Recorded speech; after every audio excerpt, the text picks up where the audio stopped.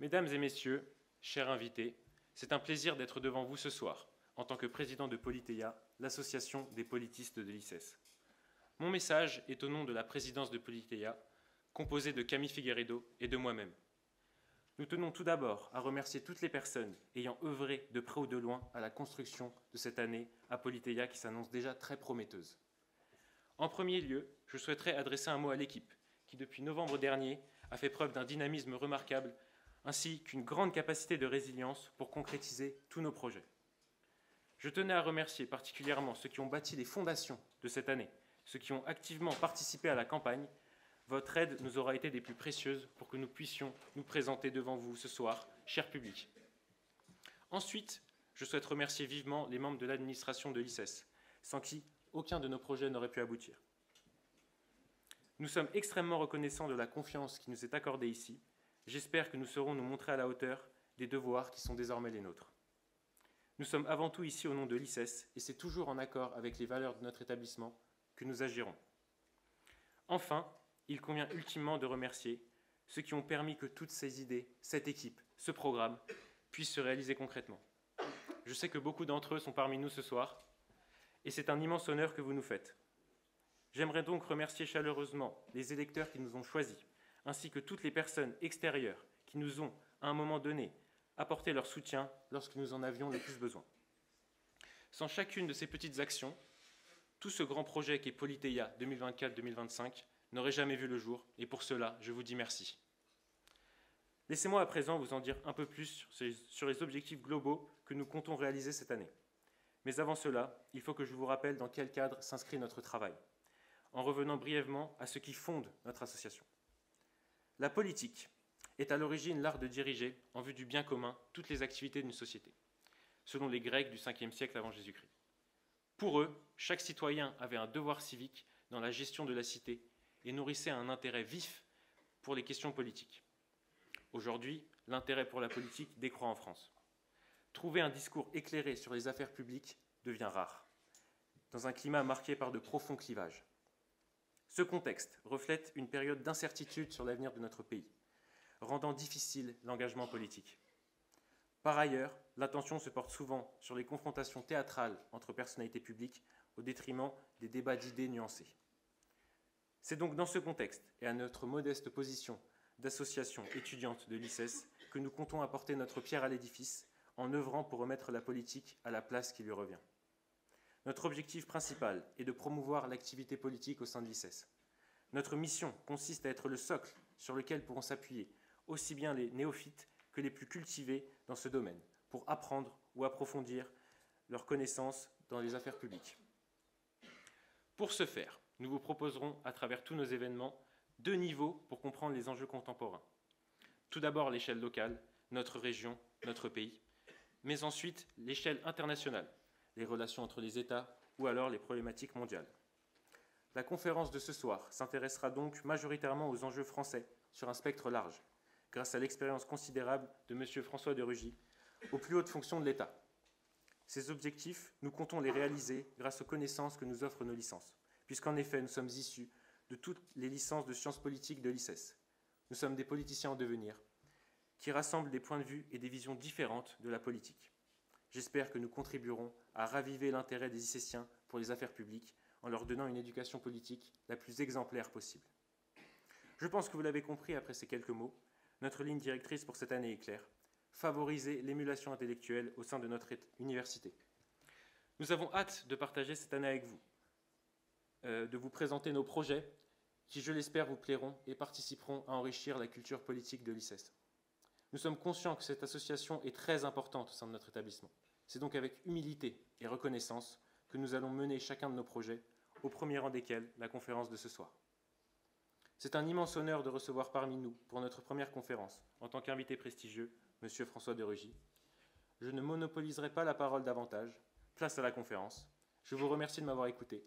Camille Figueiredo et moi-même, nous vous souhaitons une agréable et enrichissante conférence. Je cède désormais la parole à M. Ethan Zelko-Yilmaz, président du pôle conférence de Politeia.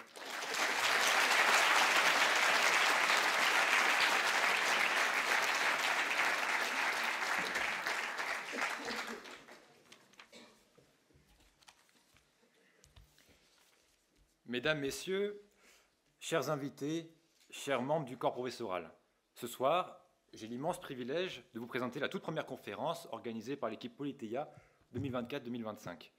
Et nous avons mis la barre très haute. Nous souhaiterions remercier tout d'abord l'administration de l'ICES et plus particulièrement M. Forget pour la concrétisation de ce projet.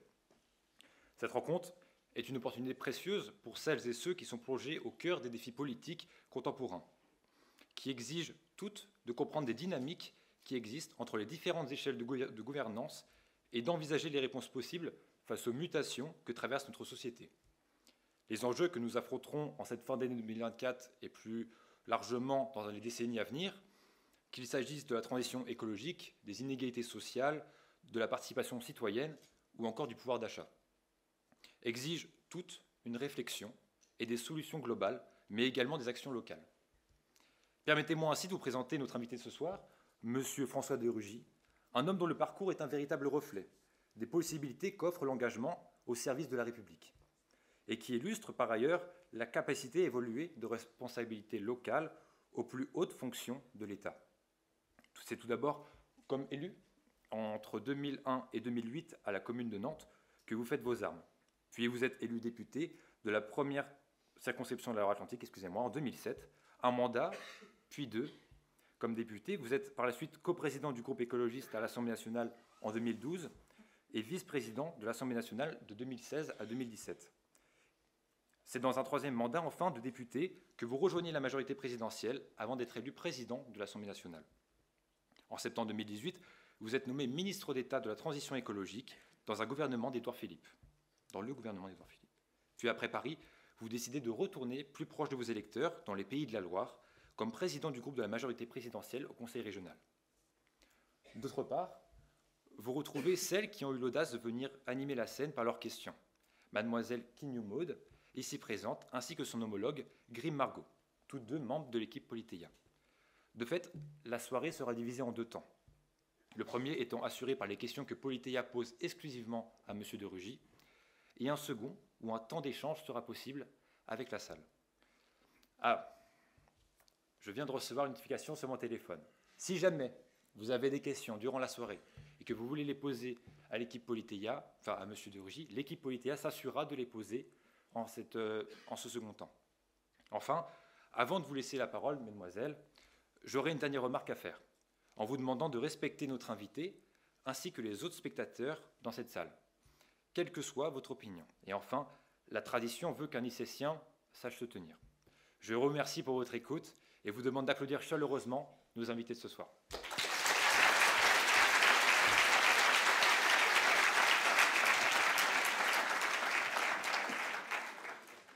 Bonsoir, Monsieur le Président. Bonsoir à tous. C'est un honneur et un plaisir d'être avec vous ce soir dans cette salle qui est quand même quasiment pleine.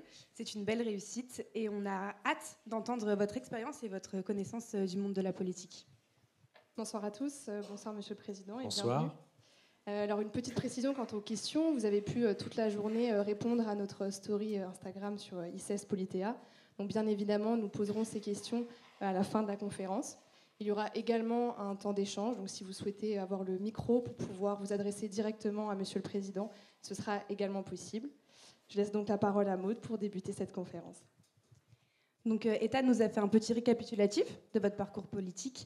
Peut-être que vous avez des précisions à nous donner. Et également, on aimerait savoir qu'est-ce qui vous a motivé à vous engager en politique. Est-ce que c'est quelque chose qui a été une évidence dès le début pour vous ? Merci d'abord pour votre accueil. Merci pour votre invitation. Rebonsoir à toutes et à tous.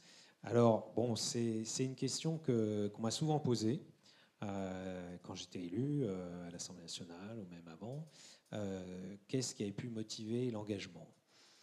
Je pense qu'il n'y a pas une chose comme ça. J'ai raconté dans un livre que quand j'étais petit, j'étais vraiment petit parce que je crois que j'avais 4-5 ans, j'avais été très marqué par une petite marée noire. C'était une petite, mais quand même, c'était une marée noire qui avait eu lieu sur l'île d'Ouessant, à la pointe de la Bretagne, à la pointe du Finistère, où j'allais passer mes vacances, et où j'y vais toujours d'ailleurs.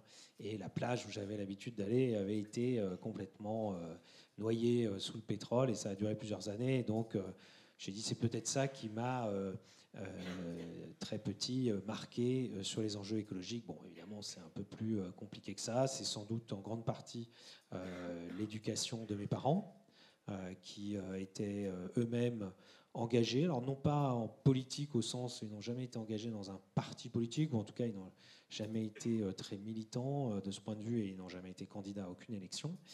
Mais ils s'intéressaient beaucoup à la politique et ils étaient engagés notamment dans des associations et déjà sur les thématiques environnementales à une époque où on en parlait très très peu dans les années 70, notamment quand ils sont arrivés à Nantes en 1970. Donc c'est sans doute cela. Mon grand-père était instituteur, c'était un instituteur un petit peu comme dans les livres de Marcel Pagnol, hein, instituteur de la Troisième République, qui avait commencé sa carrière entre la Première et la Deuxième Guerre mondiale, qui avait fait, j'allais dire qui avait fait le séminaire, parce qu'à l'époque, c'était presque un peu le parallèle, hein, l'école normale pour les instituteurs de l'école publique. Ah, il était instituteur en Moselle, dans ce qui était l'Alsace-Moselle, qui avait été sous occupation allemande avant 1914, entre 1870 et 1914. Et vous savez qu'encore aujourd'hui, il en reste un certain nombre de choses. Donc, par exemple, il n'y a pas du tout cette séparation aussi virulente sur l'école. Et il était d'ailleurs, lui, il a toujours été électeur de gauche, électeur socialiste, mais il était catholique pratiquant. Donc, vous voyez que dès mon plus jeune âge aussi, j'ai vu que les choses n'étaient pas forcément aussi noires et blanches qu'on voulait bien le dire. Voilà, il y a plein de choses qui ont forgé les convictions, enfin, ce qui a été à la source de mon engagement, qui est autour de l'écologie, l'intérêt pour la politique, le fait aussi que j'ai rencontré des gens pendant, comme vous l'avez déjà fait, hein, déjà pendant sa scolarité, des enseignants, des enseignements qui, en histoire, en géographie, en économie, plein de domaines. Ensuite, j'ai fait Sciences Po à Paris, là aussi, des rencontres, des discussions, un bouillonnement, comme vous le faites vivre ici, et j'en suis très heureux de voir que plus de 30 ans plus tard, ça existe encore bien, contrairement à ce qu'on peut dire parfois sur le recul de l'engagement, qui est une réalité hein, par ailleurs, mais le fait qu'on peut s'intéresser à la politique à tous les âges de la vie. Il n'y a pas d'âge d'ailleurs, hein, il n'y a pas d'âge pour commencer. Moi, j'ai commencé très jeune. J'estime que ça a été une chance pour moi, après un engagement que j'avais commencé au lycée, de pouvoir, 10 ans plus tard, être élu à la ville de Nantes à 27 ans, et ensuite de pouvoir enchaîner. Bon, ça ne s'est pas fait tout seul, hein, parce que rien ne m'a été donné, mais que c'était une chance d'avoir des responsabilités jeunes. Mais rien n'empêche de s'engager à l'âge de la retraite. Enfin, voilà. Moi, je ne peux d'ailleurs que dire une seule chose, aujourd'hui où j'ai pris un petit peu de recul avec les responsabilités politiques nationales en tout cas, c'est que je pense que c'est toujours utile et enrichissant aussi de s'engager, de donner un peu de temps à un moment donné pour une cause, pour quelque chose. Il y a 1000 façons de le faire, mais aussi en politique, hein, parce que parfois, notamment dans les médias, on valorise d'autres engagements comme si l'engagement politique, bon, c'était un peu sale ou c'était un peu malsain. Non, il faut, pour faire vivre une démocratie, que des gens s'engagent, se présentent aux élections. Si vous avez l'occasion un jour de le faire, faites-le. Vous verrez que c'est une expérience riche et difficile, hein, car il ne suffit pas de venir avec des idées, si bonnes soient-elles, ou pense-t-on qu'elles sont, hein, pour ensuite convaincre la majorité, ou en tout cas convaincre suffisamment d'électeurs pour être élu. Puis ensuite, une fois qu'on est élu, c'est pareil. Il ne suffit pas d'être élu pour faire tout ce qu'on veut, tout ce qu'on avait marqué dans son programme. Non pas parce qu'on serait plus mauvais, ou que là aussi, hein, comme on le laisse souvent entendre, en fait, on aurait été élu en disant des choses, puis après on va faire l'inverse, etc. Tout simplement parce que c'est compliqué.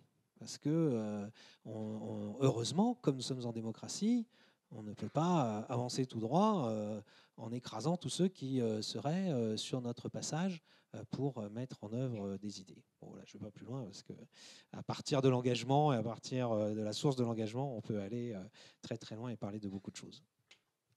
Donc vous avez une expérience très riche, vous avez effectué différents mandats. Je pense que vous avez dû vivre des situations bonnes, peut-être parfois un peu moins bonnes. Alors est-ce que vous pouvez nous partager un souvenir d'une situation dans laquelle vous vous êtes senti particulièrement utile, peut-être une mesure dont vous êtes vraiment fier ? Alors d'abord, je voudrais non pas corriger, mais puisque vous m'invitiez à enrichir la présentation, moi je considère que la première expérience que j'ai eue qui a été très enrichissante, c'était d'être collaborateur parlementaire. Donc là, je n'étais pas élu.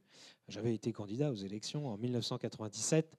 J'avais fait 3,8% des voix. Donc vous voyez qu'il ne suffit pas d'être candidat pour être élu. Bon, c'était dans la circonscription à l'ouest de Nantes, où un certain Jean-Marc Ayrault était élu à l'époque, et il l'a été ensuite de nombreuses fois. J'ai été ensuite, en revanche, embauché comme collaborateur parlementaire à l'Assemblée nationale. En 1997, j'avais 23 ans, et ça a été une expérience qui a duré 5 ans, pendant tout un mandat de cohabitation d'ailleurs, suite à une dissolution de l'Assemblée nationale déjà, et ça a été très enrichissant. Et ça aussi, parce que je sais que ça peut être aussi parfois un débouché, hein, puisqu'on est dans un institut de formation universitaire, c'est aussi un débouché pour les formations de sciences politiques que d'être collaborateur parlementaire. Et c'est une expérience qui est très riche. Alors, il y a 1000 façons là aussi d'être collaborateur parlementaire. Moi, j'étais collaborateur de groupe à l'Assemblée nationale, et c'était quelque chose de très enrichissant. Après, sur le fait de se sentir utile, oui, moi je pense, l'immodestie peut-être de penser qu'il y a eu de nombreuses fois où des choses qui ont d'abord été des idées, qui en général, c'est pas simplement qu'on se réveille le matin avec une idée géniale. Bon, parfois quand même, le fait de prendre le temps pendant les vacances, par exemple. Moi, d'ailleurs, je dis que les hommes politiques devraient prendre un peu plus de vacances parce qu'ils prendraient un peu plus le temps de prendre du recul sur le quotidien des choses, et ça ferait naître sans aucun doute de nouvelles idées. Mais ce n'est pas uniquement comme ça, c'est aussi dans les discussions avec les autres. Quand on est élu, on est toujours dans une démarche collégiale, collective. Et je vais vous dire, quand j'étais adjoint au maire de Nantes et vice-président de l'agglomération nantaise, la communauté urbaine de Nantes, maintenant on dit Nantes Métropole. Bon, je ne sais pas si c'est mieux que communauté urbaine. Moi, j'aimais bien ce mot de communauté urbaine, parce qu'on formait une communauté autour du fait qu'on vivait dans cette ville de Nantes. Eh bien, j'étais en charge des transports. Et on avait un projet de tramway, de prolongement du tramway, pour ceux qui connaissent un peu Nantes, du quartier de Pirmil, au sud de Nantes, vers les communes de Saint-Sébastien et Vertou. Et en fait, en réfléchissant justement, avec des services, donc des gens qui ne sont pas élus, mais qui travaillent pour faire vivre une collectivité, avec la société de transport qui exploite le réseau de transport, la TAN, si vous venez à Nantes, la Sémitane, si vous prenez les transports en commun à Nantes, qui est un long savoir-faire, une longue expérience, et des gens qui sont très compétents en son sein, et puis aussi entre élus, et aussi avec le maire de Nantes de l'époque, Jean-Marc Ayrault, vient l'idée que peut-être finalement ce projet de prolongement de tramway, entre le coût que cela représentait, le chantier que cela représentait et les avantages que l'on pouvait en attendre, finalement ça n'était peut-être pas la bonne solution. Et qu'il fallait peut-être trouver une autre solution avec un autre tracé, avec un autre mode de transport qui coûterait moins cher mais qui desservirait plus de monde. Enfin, voilà. Et en même temps, c'était difficile parce que Nantes avait fait sa réputation en matière de transport autour du tramway. Donc c'était la première fois qu'on disait finalement, plutôt qu'un tramway, il faut peut-être mieux faire autre chose. Ça n'empêchera pas de continuer à faire les tramways ailleurs. Et c'est ainsi qu'est né le projet de Busway. Bon, on a appelé ça le Busway parce qu'on voulait faire une contraction entre bus et tramway. Et on est allé voir dans d'autres pays. Là aussi, je sais que vous le faites, nombreux d'entre vous, et ça, je trouve que c'est extrêmement important d'aller voir ailleurs ce qui se passe et ce qui se fait, et non pas pour copier, mais pour en tirer des enseignements. Et on est arrivé à un nouveau projet, complètement nouveau, qui partait du centre-ville de Nantes et non plus du sud de Nantes, donc du quartier de la Cathédrale, pour aller jusqu'à toujours ces communes de Vertou, Saint-Sébastien. Et on s'est rendu compte qu'on pouvait desservir plus de monde, mais que ça allait pas être la même chose qu'un tramway. Donc on se dit, est-ce que ça va marcher? Est-ce que, alors, évidemment, tout de suite, dès qu'on change, déjà quand on fait un projet en France, il y a toujours des oppositions. Alors, quand on change de projet, on a 2 fois plus d'oppositions, parce qu'on a ceux qui étaient attachés au projet qui ne sont pas contents, puis il y a ceux qui voient arriver le nouveau projet en n'étant pas contents. Mais bon, on l'a fait, et on se disait, bon, et on avait les chiffres, hein, bien sûr, on avait fait des projections, c'est comme un budget prévisionnel, la fréquentation, alors il y a tant de fréquentation dans les bus qui circulaient sur ce secteur-là, est-ce que notre Busway, le but c'était quand même de transporter plus de monde, sinon ça ne sert à rien de développer des transports en commun. Et en fait, dès la mise en service, dès les premiers mois, dès les premières années. Ça a été un très grand succès. Il y a eu énormément de fréquentation, il a même été victime de son succès. D'ailleurs, sans doute aujourd'hui, ironie de l'histoire, 20 ans après, il faudrait sans doute le remplacer par un tramway. Mais voilà, on a bien fait de le faire pour avoir ce service qui, avec un budget moindre, permettait de desservir beaucoup plus de monde. Voilà, c'est un exemple, et je pourrais vous en donner plein d'autres. Quand j'étais ministre, je vais prendre un autre exemple dans le champ de la politique nationale. Un jour, il y a quelqu'un que je connais, que je vois plutôt sur mon lieu de vacances, qui m'envoie un message au creux de l'hiver et qui me dit « Tiens, tu m'as écrit et je te remercie pour la lettre que tu m'as envoyée. » Je dis « Ah bon, on n'écrit plus de lettres de nos jours, donc qu'est-ce que c'est que cette histoire ?» C'était une lettre du ministère, mais bon, formellement était signée de ma main, pour le chèque énergie. Et le chèque énergie, c'était une mesure que nous avions prise peu de temps auparavant. Et vous savez que souvent, au niveau national, et ce n'est pas simplement un mythe, c'est une réalité, quand on prend une décision, entre le moment où on prend la décision et le moment où elle est mise en œuvre et où les gens peuvent la voir concrètement, il se passe parfois des années. Et là, en moins d'un an, en effet, très concrètement, les gens qui en avaient besoin, parce que c'est pas un chèque, on ne distribue pas des chèques normalement à tout le monde comme ça, comme les petits pains. Et donc, c'était vraiment les personnes qui en avaient besoin, parce qu'on avait changé. Avant, il y avait un tarif social de l'électricité et du gaz. On l'avait supprimé et on avait dit on va basculer vers ce système du chèque énergie ciblé sur les personnes qui ont vraiment, il fallait des justificatifs d'ailleurs, pour pouvoir en bénéficier. Et très concrètement, là, j'ai ah oui, quand même. Et là, pour une fois, l'État d'ailleurs avait bien fait les choses, puisque c'était marqué explicitement que c'était une mesure dont on bénéficiait grâce à une décision du gouvernement et du Parlement. Voilà, je pourrais vous donner évidemment d'autres exemples, mais c'est, je crois, pour dire que la politique, c'est pas quelque chose, c'est pas simplement notre discussion entre nous ce soir ou d'autres discussions qui peuvent paraître un peu théoriques, un peu déconnectées ou sans effet. Sans effet. Non, la plupart du temps, heureusement, les décisions politiques ont des effets. Bon ou mauvais, après, ça, c'est au débat démocratique d'en décider. Donc vous venez d'en parler, vous avez été ministre de la Transition écologique dans le deuxième gouvernement de M. Édouard Philippe. On a une question qui est peut-être plus intime, plus personnelle, un peu plus légère. On se demandait, quand on est ministre, est-ce qu'on s'entend forcément bien avec notre président? Est-ce qu'on le côtoie beaucoup? Et est-ce que vous, à titre personnel, vous avez un jour envisagé la possibilité d'atteindre ce rôle de président de la République? Vous savez qu'en France, on dit que tous les gens qui font de la politique pensent qu'un jour, ils pourraient être candidats à l'élection présidentielle et être élus, bien sûr. Parce que s'ils pensent qu'être candidat, c'est pour être élu. Mais là aussi, beaucoup d'appelés, peu d'élus. Bon, moi, je dois dire que je n'ai jamais été obsédé par cette idée. Ça m'est arrivé d'y penser. Bien sûr, parce qu'on se dit toujours, tiens, et moi, comment je ferais, etc. Bon. Mais quand j'étais ministre, c'est pas tellement là, d'ailleurs, que j'y pensais, parce que, d'abord, il y a une expression française qui dit un agenda de ministre. Je peux témoigner que là, pour le coup, cette expression-là n'est pas un mythe, et c'est bien une réalité. On est vraiment occupé du matin au soir, et quasiment 7 jours sur 7, et c'est difficile, d'ailleurs, de prendre du recul, de ménager des temps. Vous parliez de questions plus personnelles, déjà de ménager du temps pour sa famille, pour ses enfants. Moi, j'ai 2 enfants qui étaient encore assez jeunes à l'époque.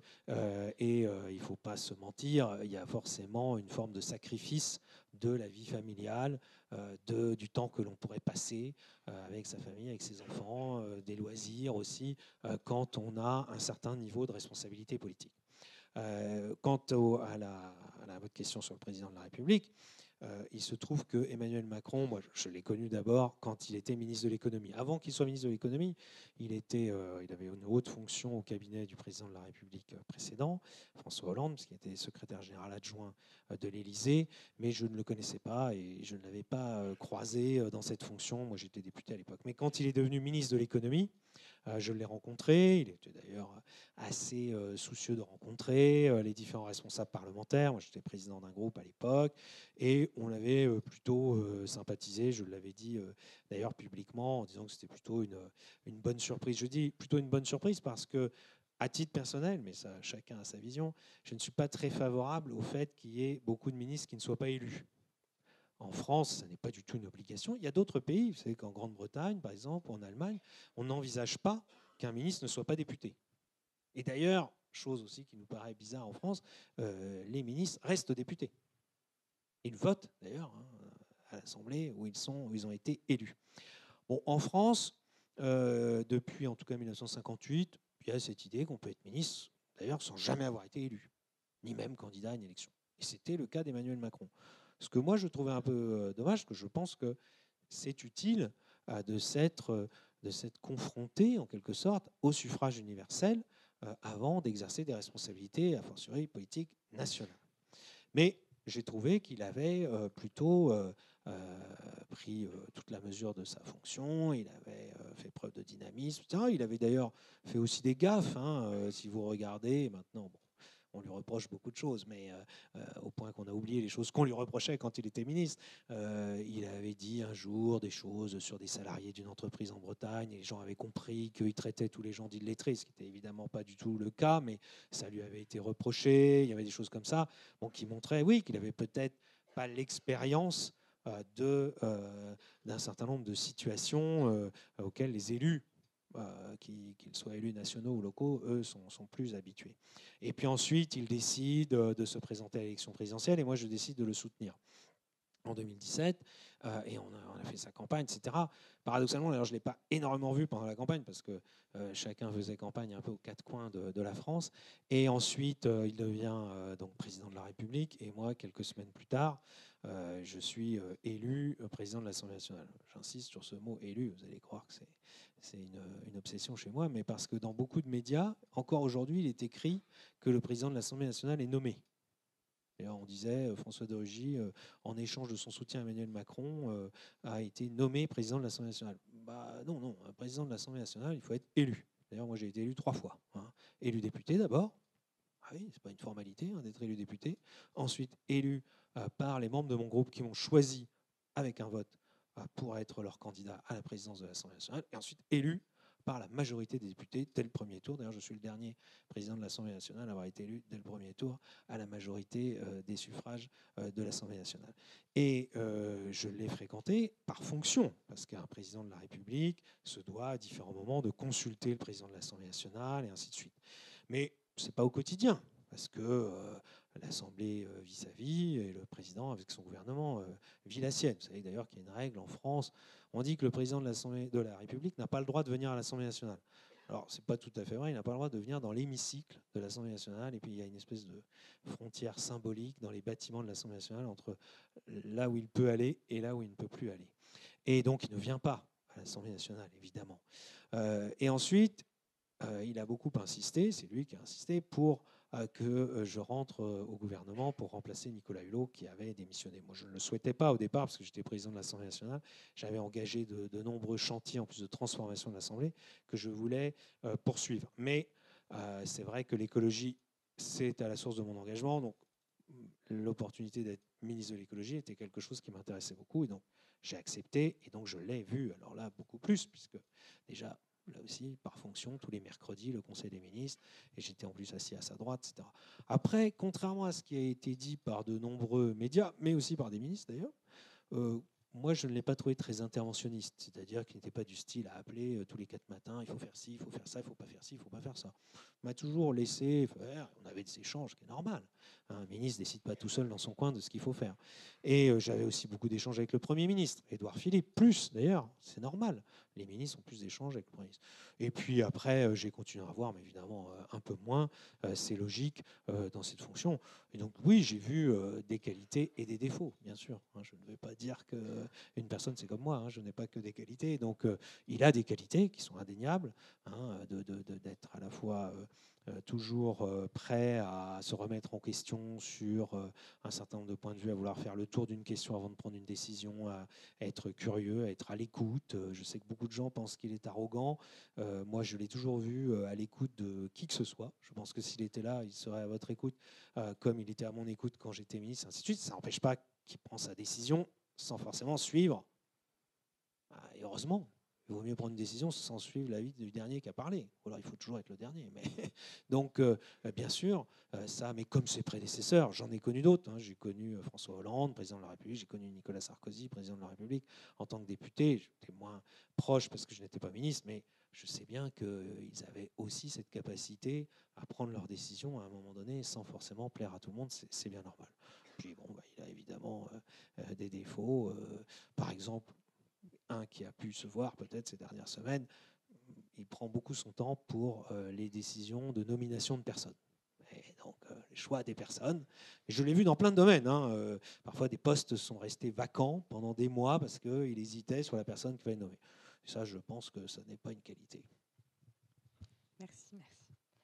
Donc vous avez cité un certain nombre de mandats que vous avez réalisés, certains plutôt des mandats locaux. Vous avez pu disposer d'une proximité plus directe avec les citoyens, mais également des postes nationaux où les décisions sont en général plus globales.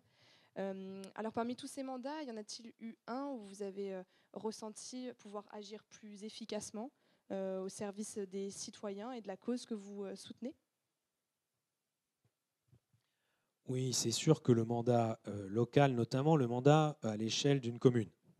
Ça m'a fait un peu sourire quand votre collègue tout à l'heure a dit la commune de Nantes. C'est vrai qu'en général, on dit la ville de Nantes parce qu'on considère évidemment qu'une ville de 300 000 habitants n'est pas une... Mais c'est une commune, en effet. C'est l'assemblée communale, mais bon, à l'échelle de 300 000 habitants. Donc la proximité, elle est toujours relative. Moi, j'ai toujours considéré dans tout l'exercice de tous les mandats que j'ai eu, ou celui que j'ai encore aujourd'hui en tant que conseiller régional, qu'on peut être au contact des gens si on le veut. Il n'y a pas que le mandat municipal qui le permet. Il faut être clair là-dessus, parce que sinon, c'est moi en tant que député, les gens d'ailleurs disaient souvent, on sait qu'on vous a sous la main, on vous croise en allant faire vos courses, votre bureau on sait où il a pignon sur rue, si on veut pousser la porte on la pousse, vous venez à des manifestations associatives ou autres, et pourtant je n'avais pas de mandat local au sens gestion d'une collectivité locale. Mais c'est vrai que le mandat municipal ou intercommunal, comme on dit aujourd'hui, permet une chose, c'est qu'entre le moment où on est élu et la fin du mandat, ça dure 6 ans, parfois 7, mais c'est 6 ans, eh bien, on a quand même le temps de faire des choses et de dire on va faire ça, on l'a à notre programme, ou on l'annonce en début de mandat, et on y arrive avant la fin du mandat. Et même des projets importants, des projets lourds, des projets qui demandent des chantiers, qui demandent des investissements, qui demandent des études. Il faut d'ailleurs préserver ça. Si du fait de procédures trop longues, c'est une tendance française que j'ai vue, y compris dans l'exercice de mes mandats, on n'arrive plus à faire les choses dans un délai raisonnable de 5 ou 6 ans, ça pose, à mon sens, un problème démocratique qui est que les gens ne pourront plus juger les élus, l'action de leurs élus durant le temps de leur mandat. Au niveau national, d'ailleurs, en 5 ans, bon, là maintenant les mandats ne durent plus forcément 5 ans, mais quand un mandat dure 5 ans, on a le temps de faire des choses aussi. Il ne faut pas dire qu'on ne peut jamais rien faire, etc. Ce n'est pas vrai. Mais c'est vrai que c'est plus difficile de mesurer les résultats concrets au niveau national qu'au niveau local. Ça, c'est indéniable. Merci, mais justement, c'est assez paradoxal. Parce que du coup, vous êtes lors d'un mandat local beaucoup plus proche des citoyens et pourtant, on remarque qu'il y a une certaine abstention qui est en hausse de 20 points, notamment aux dernières élections municipales. Donc ça semble être lié au manque d'information des électeurs concernant les enjeux peut-être de ces mandats. Et comment vous interprétez du coup ce phénomène ? Alors, moi, je ne vais peut-être pas être politiquement correct, mais il faut arrêter avec cette histoire qu'on n'est pas informé. Qui peut dire que lorsqu'il y a une élection municipale, il ne savait pas qu'il y avait une élection municipale ? Tout le monde en parle, dans les médias, les réseaux sociaux, les panneaux dans la rue, qui disent voilà, il va y avoir une élection, c'est tel jour, c'est telle heure, c'est le jour de l'élection, on en parle du matin au soir, etc. etc. Donc non, il y a une réalité qu'il ne faut pas se cacher, il y a un désinvestissement citoyen vis-à-vis de l'élection. À mon avis, vis-à-vis de la politique en général, mais vis-à-vis de l'élection. Les dernières élections législatives suite à la dissolution ont montré là une inversion de tendance, puisqu'on est passé de plusieurs élections législatives, 2017, 2022, où on était en dessous de 50% de participation, c'est-à-dire quand même le vote décider qui va faire les lois, qui va voter les budgets, qui va voter le niveau des taxes, des impôts. Donc là, on ne peut pas me dire que ça n'a pas de conséquences concrètes sur la vie de tous les jours de tout un chacun. Il y a à peine un citoyen sur 2 qui y allait. Là, tout le monde s'est réjoui, formidable. On est à 61, je crois, 62, 63. Entre le premier et le deuxième tour, et selon les territoires, on tourne entre 60 et 65%. C'est mieux que 50%. Mais enfin, ça veut dire qu'il y a quand même toujours un gros tiers de la population en âge de voter qui ne va pas voter, sans compter ceux qu'on évalue à 10-15% de la population française, qui en fait n'est pas inscrite sur les listes électorales. Et donc, en fait, plus que ça. Et moi, je pense que c'est très néfaste à la démocratie, parce que, et à la légitimité du fait que quand les décisions sont prises, on puisse considérer qu'elles ont été prises légitimement, du fait que la base de tout ça, c'est le suffrage universel. Et que le suffrage, il n'est plus universel quand il n'y a plus qu'une personne sur deux qui va voter. Et donc, moi, je suis devenu partisan. Je ne l'étais pas au départ, d'ailleurs, dans mon engagement, mais au bout d'une dizaine d'années, je suis devenu partisan du vote obligatoire. Voilà. Et donc, j'avais fait une proposition de loi, d'ailleurs, en ce sens. Je crois que c'était en 2016. Et à ma grande surprise, d'ailleurs, de toutes les propositions de loi que j'ai faites, j'en ai fait quelques-unes, c'est celle qui a suscité le plus de réactions. Et les réactions les plus vives. Des gens qui m'ont écrit, qui m'ont insulté en disant que jamais vous ne nous forcerez à voter pour vous. Alors, je dis, mais ma proposition de loi, c'est pas de voter pour moi, c'est de voter. Et d'autres, on a très bien, qui me voyaient, vous avez raison. Bon, donc moi j'avais proposé au président de la République, je lui avais dit que ce serait un beau sujet de référendum. En France, on n'avait qu'à faire un référendum, savoir. Je ne sais pas quel aurait été le taux de participation au référendum, mais au moins, une bonne fois pour toutes, dit, voilà, vote obligatoire, pas obligatoire. Je pense qu'aujourd'hui, d'ailleurs, il n'y aurait peut-être pas de majorité pour adopter cela. Comme quoi, et je pense que c'est dommage parce que, encore une fois, ça ne coûte rien, ça ne prend pas beaucoup de temps. Il ne faut quand même pas me raconter que les bureaux de vote sont jamais très loin de là où on habite. On peut faire des procurations si vraiment on n'est pas là où on doit voter le jour du vote. Et donc, c'est pas vrai que voilà, c'est compliqué de voter. Alors un jour, moi j'ai fait des débats, vous parliez de la proximité, j'ai fait plein de débats au moment des Gilets jaunes. Et un jour, dans une émission de télé qui depuis a un peu dérivé à mon sens d'ailleurs, il y avait donc Cyril Hanouna qui avait réuni des Gilets jaunes. Et il y en a un, il me dit, de toute façon, moi, la dernière présidentielle, il y avait donc 11 candidats, il n'y en avait aucun qui me convenait. Ah oui, attendez, c'est la base de la démocratie. Si vraiment on sait qu'on va dire non, il n'y a aucun candidat, on cherche à se présenter, on cherche à trouver des gens qui vont se présenter, etc. 11 candidats, il y a une nuance. La dernière fois, je crois qu'il y en avait plus. Aux législatives, il y a souvent 15, 20 candidats. Aux dernières européennes, je ne sais même plus combien, il y avait 30 listes, je crois. Bon, c'est pas ça qui fait que d'ailleurs, il y a plus ou moins de votants. Donc, franchement, pour moi, c'est la base, c'est le fait de voter et d'exercer ce droit. Alors, vous savez, d'ailleurs, sur la carte d'électeur, si vous ne l'avez pas déjà vu, il y a cette étrange formule d'un point de vue juridique, vous pouvez soumettre ça à vos professeurs de droit, le vote est un droit et un devoir civique. Alors ça, il n'y a pas beaucoup de sujets où c'est à la fois un droit et un devoir. Il y a les droits et les devoirs, mais quelque chose qui est à la fois les deux, et je pense que ce n'est pas tout à fait le hasard si on a mis les deux sur la carte d'électeur. Merci pour cette réponse. Les Français manifestent depuis maintenant quelques années un sentiment d'être déconnectés des politiciens. À titre personnel, moi, c'est une remarque que j'entends énormément quand je discute avec des amis à moi ou même mes grands-parents qui sont assez éloignés des études de sciences politiques. La première chose qu'ils me répondent, c'est « mais pourquoi aller voter ? Ils ne se rendent pas compte de notre quotidien ».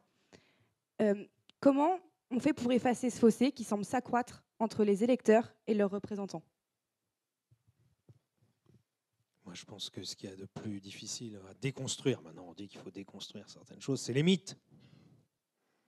Et voilà un mythe. Les hommes et les femmes politiques ne vivraient pas comme nous. Ils seraient totalement déconnectés. Je le sais, je l'ai entendu 10 fois, 100 fois, 1000 fois. J'en ai moi-même fait les frais. Mais qu'est-ce que ça veut dire ? Aujourd'hui, regardez l'Assemblée nationale d'aujourd'hui, mais même celle d'avant, ou même celle encore d'avant. Je pense qu'elle n'a jamais été aussi proche.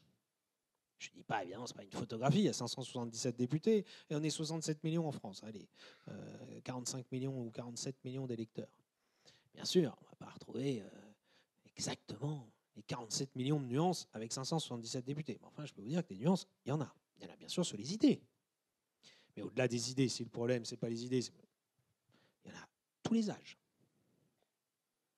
Des milieux sociaux très variés. Ah oui, bien sûr, ce n'est pas exactement la même répartition que dans la population française. Mais il y a des gens qui sont agriculteurs, il y a des gens qui sont médecins, il y a des gens qui sont avocats, il y a des gens qui sont énarques. À une époque, il y avait beaucoup d'énarques, il y en a moins d'ailleurs. Il y a des gens qui sont enseignants. C'est pareil, à une époque, est-ce que c'était mieux, moins bien, j'en sais rien. On disait la République des profs. parce qu'il y avait énormément d'enseignants qui étaient devenus députés. À une époque, on disait la République des avocats. Beaucoup d'avocats qui étaient devenus députés. Aujourd'hui, très grande variété. Je vais vous dire, je pense que l'Assemblée nationale n'a jamais autant ressemblé à la société. Peut-être en bien ou en mal, d'ailleurs. Hein. C'est-à-dire les mêmes, parfois, flambées sur tel dernier sujet d'actualité, telle autre polémique, tel clivage, etc. Flambées, parfois, qui deviennent même, si vous regardez, physiques. Et alors les gens disent « Ah, c'est pas bien, c'est quand même indigne de l'Assemblée. » Oui, oui, mais après ils disent « Ah, il faut que les députés nous ressemblent. » Bah oui, bah, ils ressemblent à certaines personnes qui reviennent à se battre quand ils ne sont pas d'accord. Voilà, bon. Donc, pour moi, c'est un mythe. Mais malheureusement, il est puissant. Je pense qu'en France, on adore, c'est peut-être pareil dans d'autres pays, mais je crois que c'est plus puissant en France, on adore détester ceux qu'on a élus. Pourtant, élire, c'est quasiment un synonyme de choisir. Alors souvent, quand je dis ça aux gens, ils me disaient « Non, c'est pas vrai, on n'a pas... » Alors soit ils disaient « On n'a pas voté pour vous. » Ça, je dis « Oui, mais ça, c'est normal, on est élu, on n'est pas élu à l'unanimité, heureusement d'ailleurs. » Puis après, ils disent « Vous ne me représentez pas. » Mais c'est pas tel député qui représente tous les habitants de sa circonscription, avec toutes leurs nuances. C'est les 577 députés pris dans leur ensemble qui représentent les Français pris dans leur ensemble. Même si les 577 députés sont élus dans 577 circonscriptions, vous savez que ce n'est pas que de la théorie, c'est la réalité. Ils représentent l'ensemble, c'est la représentation nationale. Voilà. Après, on me dit aussi, oui, les députés ou les ministres, enfin sur les ministres, ou même les maires, ils ne vivent pas comme nous. Mais vous savez déjà quelle est la différence la plus simple? Et ça, c'est une réalité qu'on ne pourra jamais changer. C'est que quelqu'un qui fait de la politique, avant même d'être élu, pour aller voir les gens, parce que s'il veut faire de la politique sans aller convaincre les gens, discuter avec les gens, faire des réunions, eh ben, il va le faire quand? Le soir et le week-end. Alors qu'en effet, la plupart des gens ne passent pas leur soirée et leur week-end dans des réunions. Ça, c'est sûr et certain. Mais si vous ne faites pas ça quand vous faites de la politique, bah, vous ne verrez jamais les gens, qui eux-mêmes travaillent pour la plupart le reste de la journée. Donc si vous alliez les voir dans la journée, vous disiez, on va faire une réunion à 14h. Vous direz, mais vous êtes déconnecté. Vous ne savez pas qu'on travaille. Bah si, on sait qu'on travaille, mais bah, voilà, ça commence comme ça. Mais oui, mais on demande aux hommes et aux femmes politiques d'être dédiés à 100% à leur mandat. Moi, je me souviens un jour, je vais vous raconter une anecdote, vous parliez des sujets personnels. J'étais député à l'Assemblée nationale, co-président de groupe, et sous le quinquennat de François Hollande, et il y avait un vote à l'Assemblée nationale au mois d'avril, et il se trouve que ça tombait dans la deuxième ou la première, je ne sais plus, semaine des vacances de Pâques de la zone de Nantes. Et que moi, j'avais prévu longtemps à l'avance, avec ma famille, de partir pendant une semaine en vacances. Justement, parce que je ne voyais pas beaucoup mes enfants le reste du temps. Et on s'était arrangé. J'avais une collègue, on était co-président de groupe. Il y avait toujours un qui était là quand l'autre n'était pas là, etc. Et évidemment, une procuration de vote, aucun problème. Et voilà qu'un journaliste me dit, dans une interview, « Pourquoi vous n'étiez pas là pour tel vote ?» Je lui dis, j'étais en vacances. « Comment vous étiez en vacances? Mais quelle honte! Comment vous pouvez être en vacances alors qu'il y avait un vote aussi important à l'Assemblée nationale ?» Voilà. Alors on veut des hommes et des femmes qui soient en effet dans la vie quand même, dans la vraie vie. Et je peux vous dire que les enfants, c'est un bon rappel à la vraie vie. Hein. Et en même temps, on voudrait qu'ils soient dédiés à 100% à leur mandat. J'ai vu un jour un témoignage, pas prendre que mon cas, dans Ouest-France, d'un maire, une petite commune. Donc ce n'est pas simplement député, président de l'Assemblée nationale, ministre, qui raconte qu'il avait prévu de fêter les 20 ans ou les 30 ans de mariage avec sa femme, et avec ses amis, et avec sa famille, et tout ça. Et voilà que c'est le jour où il y a une tempête qui a fait un certain nombre de dégâts dans sa commune, et que, évidemment, il a dû aller, il était au four et au moulin dans sa commune, et que les habitants n'auraient pas compris.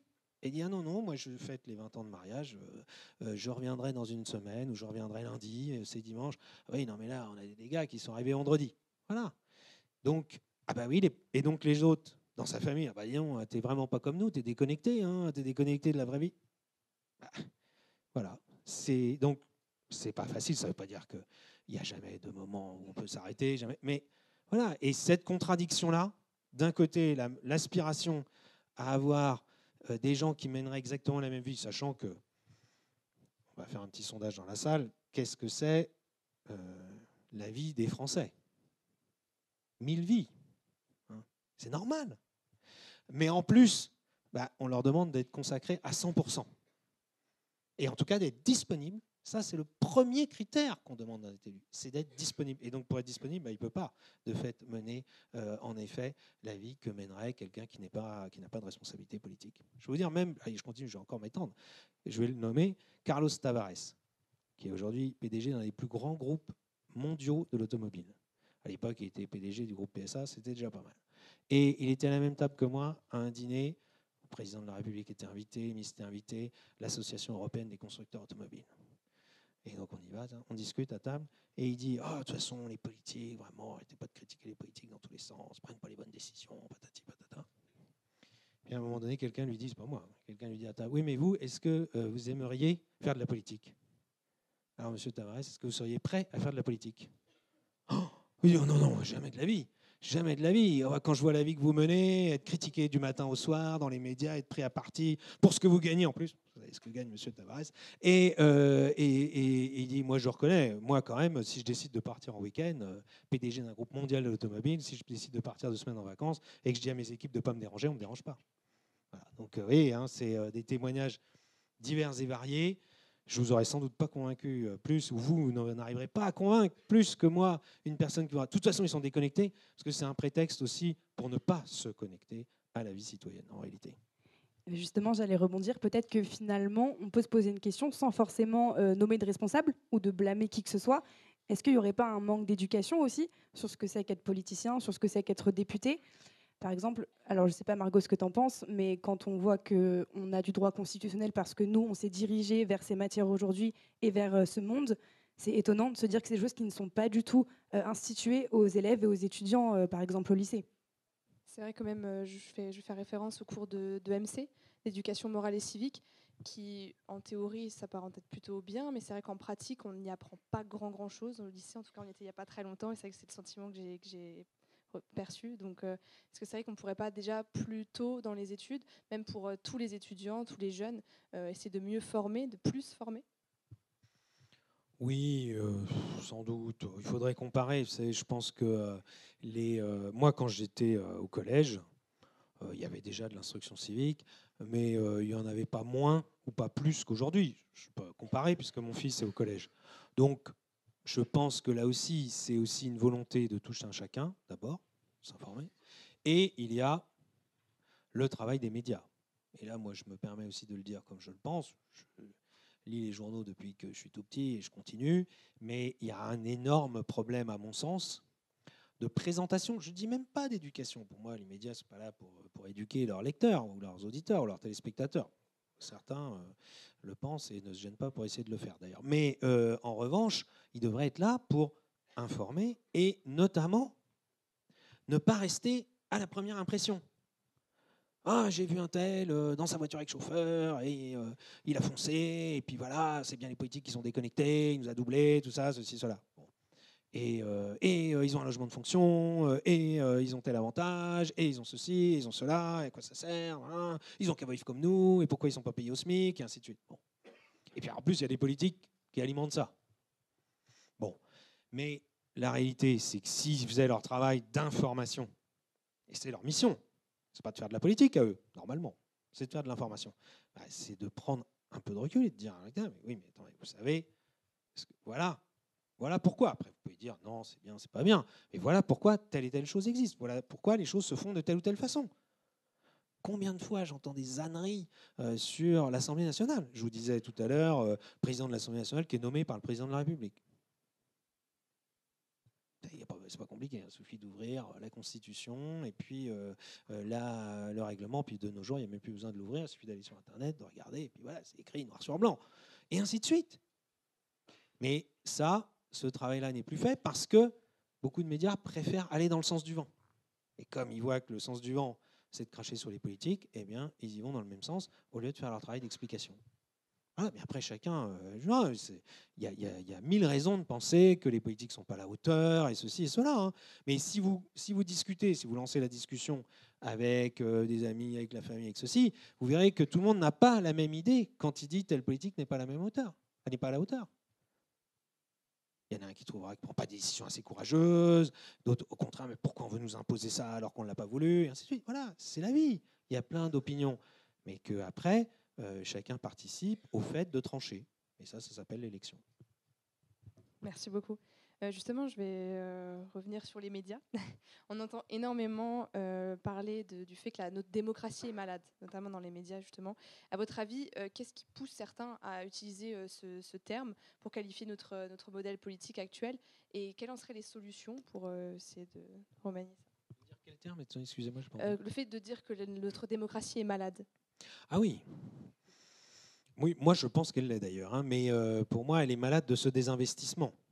Voilà, où elle est malade de la caricature, de la polémique permanente. Moi j'avais dit un jour on pourrait remplacer, chaque fois que vous voyez le mot politique, vous pouvez le remplacer par le mot polémique. Vous verrez, ça marchera. Hein, c'est le débat polémique au lieu du débat politique. Tout est fait aujourd'hui pour qu'on affronte les opinions, que ce soit le plus caricatural possible, le plus simpliste, etc. Et quand je dis tout, si vous ne jouez pas ce jeu-là dans le jeu politique, très souvent, vous êtes évincé, en tout cas médiatiquement. Et d'ailleurs, on m'avait dit, oui, c'est quoi ce ministre de l'écologie qui n'est pas assez dur Et pourquoi? Parce que je n'avais pas organisé, il fallait que j'en organise moi-même, des polémiques avec mon collègue de l'agriculture, avec mon collègue de l'économie, parce que c'est les deux grandes figures d'affrontement que les médias adorent, c'est le ministre de l'écologie contre le ministre de l'agriculture, et vice-versa. Est-ce que ça fait avancer la gestion des affaires publiques? Est-ce que ça fait prendre les bonnes décisions? Moi, je ne crois pas. Moi, je le dis comme je le pense. Après, chacun jugera. Mais quand vous caricaturez un problème, au lieu de l'analyser froidement et aussi objectivement que possible, il y a 9 chances sur 10 pour que vous ne preniez pas les bonnes décisions, parce que le diagnostic n'est pas bon. C'est l'histoire de la pièce de Molière. Hein. Le médecin qui dit c'est le poumon. Ah ben non, mais attendez, j'ai mal là. Oui, c'est le poumon. Ah non, mais c'est le poumon. Voilà, on peut régler les affaires politiques comme ça. Et ça ne marche pas. Ça ne marche pas. Et d'ailleurs, c'est un cercle vicieux, puisque ça crée de l'insatisfaction. Le fait que les problèmes ne soient pas réglés, ça crée de l'insatisfaction qui fait qu'on en rajoute ensuite dans « Ah, mais il faudrait une solution bien simpliste » ou « il faudrait… » Autrefois, vous savez ce qu'on disait, moi, on racontait ça encore, les plus anciens disaient ça encore quand j'étais jeune. Heureusement, ils ne disent plus aujourd'hui. « Ah, les jeunes, il leur faudrait une bonne guerre. » Voilà. Comme ça, mettrait un peu, ça referait prendre un petit peu la bonne mesure des problèmes. Bon. Oui, voilà, c'était simpliste. Ça vous paraît bête et méchant, hein, mais vous avez bien raison d'ailleurs. Mais c'était quelque chose qu'on disait. Voilà. Bon. Donc, si on veut régler tous les problèmes avec des formules simplistes, on n'y arrivera pas. Puis voilà. Et d'ailleurs, on n'y arrive pas très bien quand même. Hein, parce que… Et il y a un autre phénomène qui vient se rajouter, c'est que on est plus souvent applaudi en France quand on décide de ne pas régler le problème que quand on décide de le régler. Vous pouvez écouter, vous pouvez tendre l'oreille. Celui qui dit il faut un moratoire, il faut suspendre, il faut geler. Par exemple, je ne sais pas si vous avez entendu ça sur les retraites. C'était qui avait le mot? C'est pas tout à fait, parce qu'il y a des nuances. Geler, suspendre, moratoire, abroger temporairement. Enfin, je ne sais pas trop ce que ça veut dire. Bon. Ah oui, et admettons qu'on l'ait fait, qu'on le fasse, parce que peut-être que ça viendra. Hein. Vous savez que dans cette réforme des retraites, tout le monde a retenu 64 ans. Alors d'abord, il y a encore des gens qui croient que ça y est, là, si j'ai 63 ans et demi, je ne peux pas prendre ma retraite. Parce que c'est 64 ans. Enfin, c'est, je ne sais pas si vous connaissez la règle, hein, c'est un trimestre par an. On rajoute, donc il faut, pour rajouter 2 ans, il faut rajouter 8 ans. Donc en fait, on passe de 62 à 64 ans en 8 ans. Mais passons. Dans cette loi, il n'y a pas que ça. Il y a tout un tas de mesures qui, donc, si elles avaient été gelées, suspendues, à voir comment ça se fait juridiquement, mais ça, tout le monde s'en fout. Hein, ça, à part vous, peut-être, mais dans les médias, tout le monde s'en fout. Bon. Eh bien, ça veut dire, concrètement, que des mesures qui avaient été prises, notamment pour les carrières longues, j'ai appris moi-même, je ne m'en souvenais même pas. Hein, bon, j'étais plus député quand la loi a été votée, mais il y avait un dispositif qui existait. Moi, j'entendais parler de ça dans le débat politique dans les années 80, 40 ans. Les TUC, les travaux d'utilité collective. Les SIVP, les stages d'insertion dans la vie professionnelle, c'était pour les jeunes de l'époque.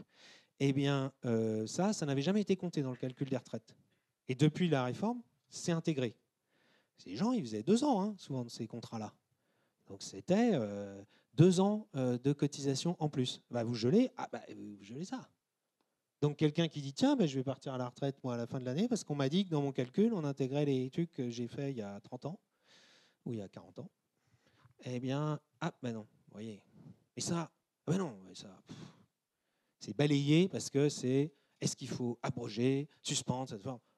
On n'est plus du tout dans l'analyse concrète et sérieuse des problèmes. Ce qui n'empêche pas le débat sur la réforme à 64 ans, ou à 62 ans, ou à 65 ans, ou 63 ans, peu importe. C'est normal, ça fait partie du débat. Mais est-ce que c'est des sujets dont on débat avec un certain nombre de mesures objectives des choses ou pas? Dans le domaine de l'écologie, mais c'est tous les jours que j'entends dans les médias des sujets sur lesquels il faudrait prendre une décision demain matin sans avoir fait aucune évaluation chiffrée, uniquement sur la base d'un mot d'ordre, d'un symbole, d'une polémique. Merci beaucoup. Et est-ce que vous pensez du coup qu'on va assister plutôt à la fin de la Ve République, même peut-être certains disent que c'est la fin de la démocratie? Vous en pensez quoi? Je reste d'un naturel optimiste. Tout est possible. Tout est possible. La démocratie, c'est pas un mode d'organisation du pouvoir qui est immuable. Il y a eu des sondages qui disaient que, je crois, 40% des Français disaient que ce serait aussi bien avec un régime autoritaire. Bon, si ces 40% réussissent à en convaincre 10, on peut basculer vers un régime autoritaire. Il y a des gens qui pensent que, bon oui, la Ve République, voilà, on ne change pas de système, mais juste d'organisation des institutions, est morte. Il y en a qui annoncent la mort déjà depuis longtemps. Bon, d'autres disent la Sixième République. D'autres disent, on peut le craindre, qu'on est peut-être en train de revenir à la Quatrième République, avec de l'instabilité, avec des gouvernements qui tombent, mais on ne sait pas trop quel gouvernement pourrait remplacer celui qui tombe, etc. C'est vrai que ça, plus personne ne s'en souvient, à part dans les livres d'histoire, puisque c'était il y a 66 ans. Je pensais, quand il y a eu les législatives anticipées et qu'on a vu le résultat, je me suis dit, tiens, il faudrait retrouver un journaliste qui était déjà journaliste sous la Quatrième République. Mais il ne doit plus y en avoir beaucoup, parce que peut-être Alain Duhamel, mais je ne sais pas, mais parce qu'il fallait quand même être journaliste il y a 66 ans. Bon, là, ce n'est pas la retraite à 62 ans, parce qu'il faut avoir au moins 85 ans ou 84 ans. Bon, donc plus personne s'en souvient. Mais c'était comme ça, la France, de l'après-guerre. Et avant même, déjà, la Troisième République, c'était déjà... bon, les gouvernements duraient un peu plus longtemps, mais enfin, quand même... c'était pas très solide et pas très stable, sans être dans le passé autour de nous. Bon, moi, je dirais pas qu'en Europe, les démocraties sont en train de s'effondrer, mais on voit bien que des démocraties très anciennes, parce que parfois on dit ah oui, alors souvent avec une pointe d'ailleurs, à mon sens, de condescendance. Hein, les Français, on aime bien prendre les autres un peu de haut. Les pays de l'Est, oh oui, non, mais ils n'ont pas une tradition démocratique très ancienne. Nous, c'est autre chose. Ça fait 200 ans qu'on a fait la Révolution française, etc. Oui. Bon, alors les Britanniques, ouais, ils ont fait la Révolution avant nous, ils ont un régime parlementaire depuis plus longtemps que nous, une grande continuité. On a vu que leurs institutions ont quand même sérieusement elles ont craqué quand même, et pas uniquement la décision du Brexit, mais tout ce qui s'est passé après, et comment cette décision d'ailleurs a été prise, avec d'ailleurs beaucoup là aussi, de fake news, de simplisme, de caricatures, de polémiques, de mensonges, etc. Bon, voilà, vieille démocratie parlementaire. Les États-Unis, bon. Et en même temps, les institutions tiennent. Donc, on ne peut pas dire non plus que tout s'effondre du jour au lendemain. Et il y a des gens qui sont quand même attachés au fait que, moi je dis toujours, en France, les gens manifesteront pour la démocratie. Le jour où elle sera vraiment... on ne l'aura peut-être plus. Bon, ce sera peut-être un peu tard, hein, mais c'est sûr qu'il y a un attachement quand même. Il ne faut pas faire comme si, d'un seul coup, tout le monde basculait dans un sens ou dans l'autre. Mais en revanche, le fait que les institutions ne sont pas aussi solides qu'on pouvait le penser, ça, je crois que chacun doit bien l'avoir en tête. Puis après, on a le droit, moi j'estime, ça c'est la liberté d'opinion, d'expression et du débat politique, on a le droit de défendre que ce serait mieux d'avoir un régime autoritaire. En général, les gens ne le défendent pas très ouvertement quand même. D'ailleurs, même les régimes autoritaires, ils aiment bien se donner un vernis démocratique. Vous avez vu, au Venezuela, il prétend quand même avoir gagné les élections. Ah si, il a gagné les élections. Donc, même Poutine, il organise aussi des élections, etc. Mais je pense quand même qu'en Europe, on a la capacité à vivre avec nos institutions, mais ça dépend aussi de l'attachement que chacun y apporte, que chaque citoyen y apporte. C'est ça qui l'a fait vivre. Parce qu'en France, on croit toujours que c'est l'État. Mais non, c'est aussi les citoyens. Surtout ça, surtout la démocratie. Justement, peut-être pour pallier aux problèmes auxquels on assiste de notre démocratie malade, on entend aujourd'hui énormément dans les médias le vote à la proportionnelle. C'est quelque chose qui revient énormément. Donc, c'est-à-dire, on le rappelle, un mode de scrutin qui permettrait une répartition des sièges en fonction du pourcentage de voix obtenues au niveau national. On est un peu perdu parce qu'il y en a beaucoup qui le défendent comme un modèle qui permettrait une représentation plus juste grâce à ce système. D'autres mettent en garde en expliquant qu'au contraire, ça pourrait peut-être aboutir à une montée des extrêmes dans le pays. Qu'est-ce que vous en pensez? Est-ce que vous vous positionnez sur ce sujet? Oui, je me suis positionné à nombreuses reprises. J'ai même fait des propositions de loi sur le sujet. Moi, j'ai longtemps pensé qu'au moins une dose de proportionnel pourrait avoir une utilité démocratique. C'est-à-dire que la fonction, on parle de l'Assemblée nationale, il y a d'autres élections qui sont déjà à la proportionnelle en France. L'élection au Parlement européen. Alors les élections municipales, régionales, c'est un scrutin mixte, donc c'est pas la proportionnelle intégrale. Mais au niveau national, pour les législatives, on pouvait se dire à une époque, le scrutin majoritaire déforme vraiment trop l'expression des Français. Les Français votent pour tel et tel parti, mais un parti en gros qui faisait 30-35% des voix, il pouvait prendre 60% des sièges en gros. Il y avait un facteur presque 2. Ça paraissait déformant. Et donc on se disait, bon, la proportionnelle... alors moi, la proportionnelle intégrale, j'ai toujours été contre parce que je crois que là où elle existe, on voit que c'est quand même très très difficile ensuite de prendre des décisions. Or, moi je rappelle toujours que l'Assemblée nationale, certes, il y a une fonction de représentation des Français, mais de représentation pour prendre des décisions. On délègue à des gens le fait de prendre des décisions en notre nom.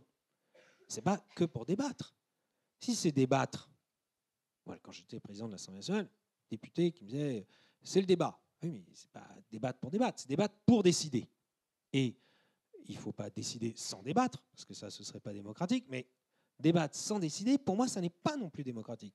Parce que ça veut dire qu'en fait, on ne fait que de l'agora. On fait ça aux quatre coins de la France, tout le temps. Il n'y a pas de décision à prendre. À quoi bon faire des élections? À quoi bon avoir une assemblée avec des règles, etc.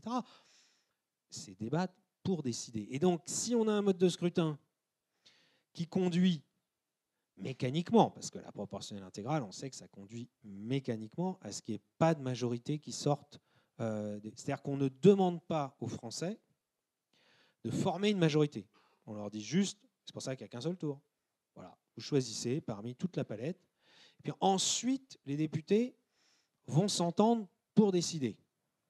C'est là que ça se gâte. Alors chez nous, parce que quand ça a existé, on a vu ce que ça donnait, mais même dans les pays autour de nous qui pratiquent la proportionnelle, l'Allemagne, il se trouve que je connais bien l'Allemagne, j'y suis souvent allé, j'ai fait beaucoup d'échanges avec l'Allemagne. Eh bien, l'Allemagne, d'abord, elle a un scrutin mixte, ce n'est pas la proportionnelle intégrale, mais c'est un esprit proportionnel. Mais d'abord, il y a dans les institutions d'autres mécanismes de régulation qui n'existent pas en France. Par exemple, en Allemagne, si vous déposez une motion de censure pour censurer le gouvernement, et bien sûr ça existe dans les institutions allemandes, eh bien vous devez écrire noir sur blanc dans la motion de censure qui est le candidat au poste de chancelier, donc Premier ministre. C'est-à-dire que si cette motion de censure est adoptée, la personne dont le nom était écrit au bas de la feuille devient Premier ministre. Et ça s'est produit une fois. C'est ainsi qu'Helmut Kohl est devenu chancelier. Non pas par les élections au départ, la première fois, mais parce qu'au Parlement, au Bundestag, il y a eu un renversement d'alliance. Les libéraux du parti FDP, qui étaient avec le SPD et avec Helmut Schmidt, ils ont décidé de quitter, ils ont rompu, ils ont voté la motion de censure. Et ils ont dit, on se met avec Helmut Kohl. C'est la seule fois où ça s'est produit en Allemagne, quand même. Alors que ce sont des institutions plus vieilles que les nôtres, puisqu'elles datent de 1949.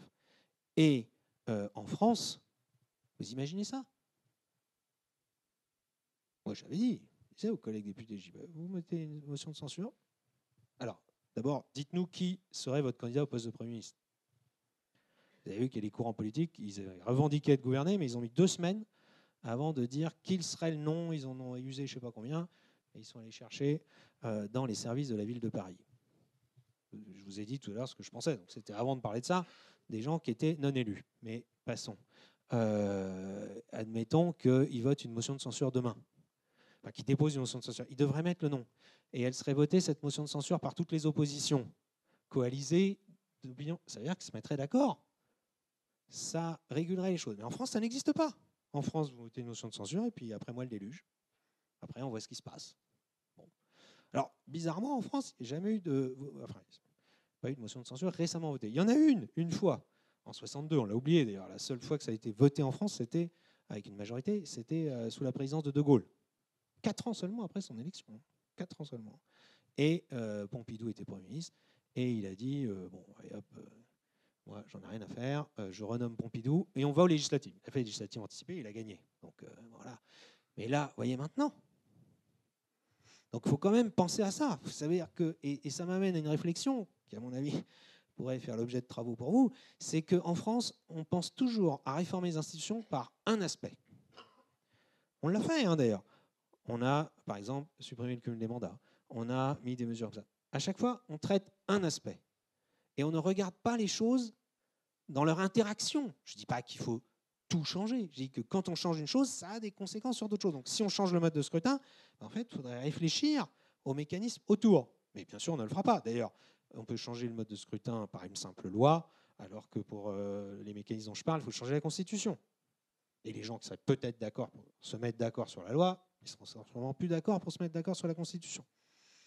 Et donc, réfléchissons bien. Par ailleurs, il y a une chose aussi qui a changé par rapport à la période où un parti avec 30-35% des voix avait 60% des sièges, c'est que plus aucun parti n'a la majorité avec le scrutin majoritaire. D'ailleurs, le journal Le Monde s'est exercé à essayer, ce n'est que théorique, mais de dire voilà ce qu'aurait été le résultat des élections législatives avec la proportionnelle. Et ils ont pris comme mode de scrutin de référence, il en fallait bien un, celui qui a été appliqué en 86 et qui a été appliqué qu'une fois en 86. Ensuite, ça a été abrogé pour revenir au scrutin majoritaire en 88. Eh bien, la gauche, dans ces 4 partis, ces 4 groupes, avait à peu près le même nombre de sièges. La majorité sortante en avait un petit peu moins et le Rassemblement national en avait un petit peu plus. Voilà. Mais il n'y avait pas plus de... Personne n'aurait plus pu dire « j'ai gagné les élections et je vais gouverner avec une coalition ». Ce que les Français oublient, notamment les médias, c'est un peu à pleurer d'ailleurs, c'est que dans les pays où ça existe, les gens acceptent l'idée qu'après les élections, on va négocier une coalition.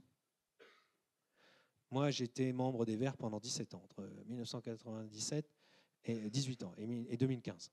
Et les Verts me disaient toujours « Ah, avec la proportionnelle, au moins, on n'aura plus besoin de faire d'alliance électorale pour être élu aux législatives, au scrutin majoritaire dans les circonscriptions. » Je dis oui, c'est vrai.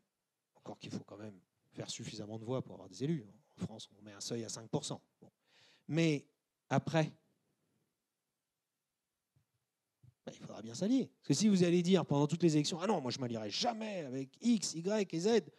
Ah bon, mais vous allez faire comment alors pour gouverner? Tout seul, avec la proportionnelle. Et donc, il faut accepter ce que les Allemands, par exemple, acceptent.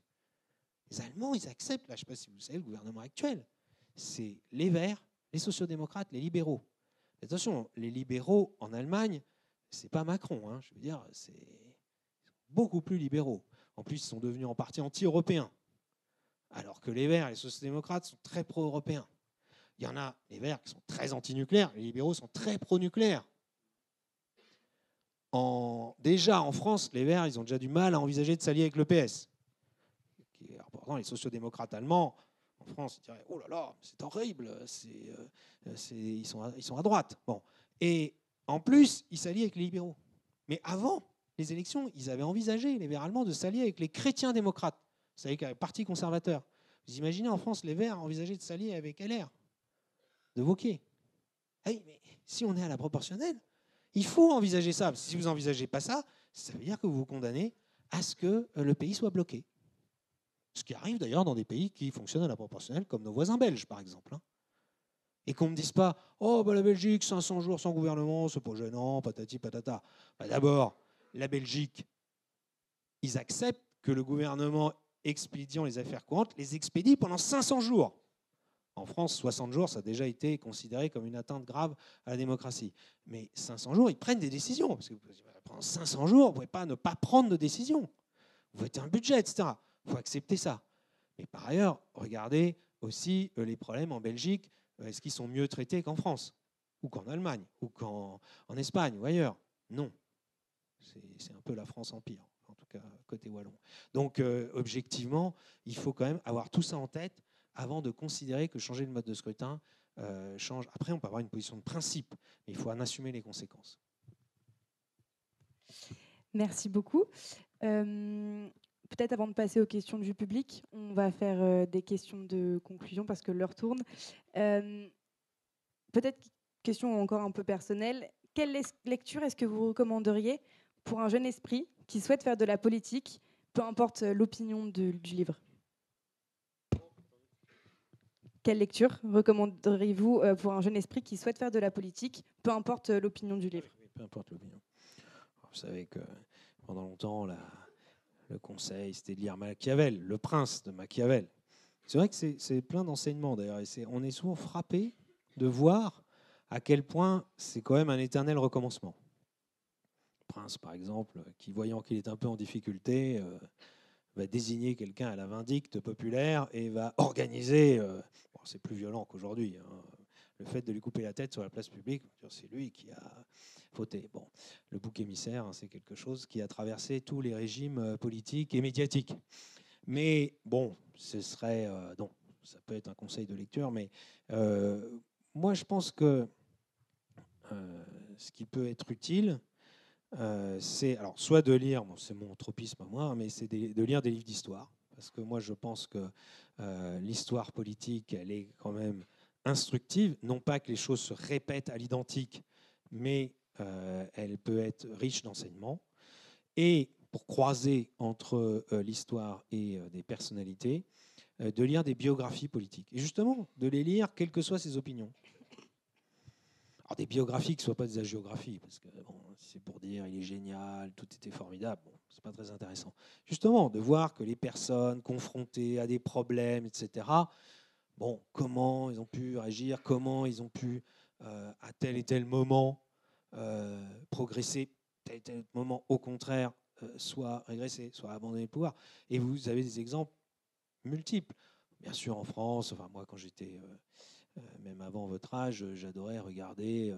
Il y avait une série documentaire à la télé sur De Gaulle, puis après sur Mitterrand, faite par Jean Lacouture, qui avait écrit des bouquins épais comme ça, enfin en 3 tomes, 3 tomes épais comme ça, sur De Gaulle, sur Mitterrand, etc. Mais c'est très instructif, parce que c'est des personnes confrontées à la conquête du pouvoir, à l'exercice du pouvoir, parce qu'avant l'exercice, il y a quand même la conquête. Hein. Les gens qui pensent qu'on peut passer directement à l'exercice sans la conquête, ils ont quand même oublié une chose en démocratie. De Gaulle, par exemple, il ne faut pas croire que les choses ont été simples. Hein. Aujourd'hui, on est très loin. Tout le monde idéalise d'ailleurs De Gaulle. Il y a aussi des choses, quand même pas que des choses très démocratiques ou très respectueuses de toutes les institutions. Et pourtant, c'était en effet, sans aucun doute, un grand président.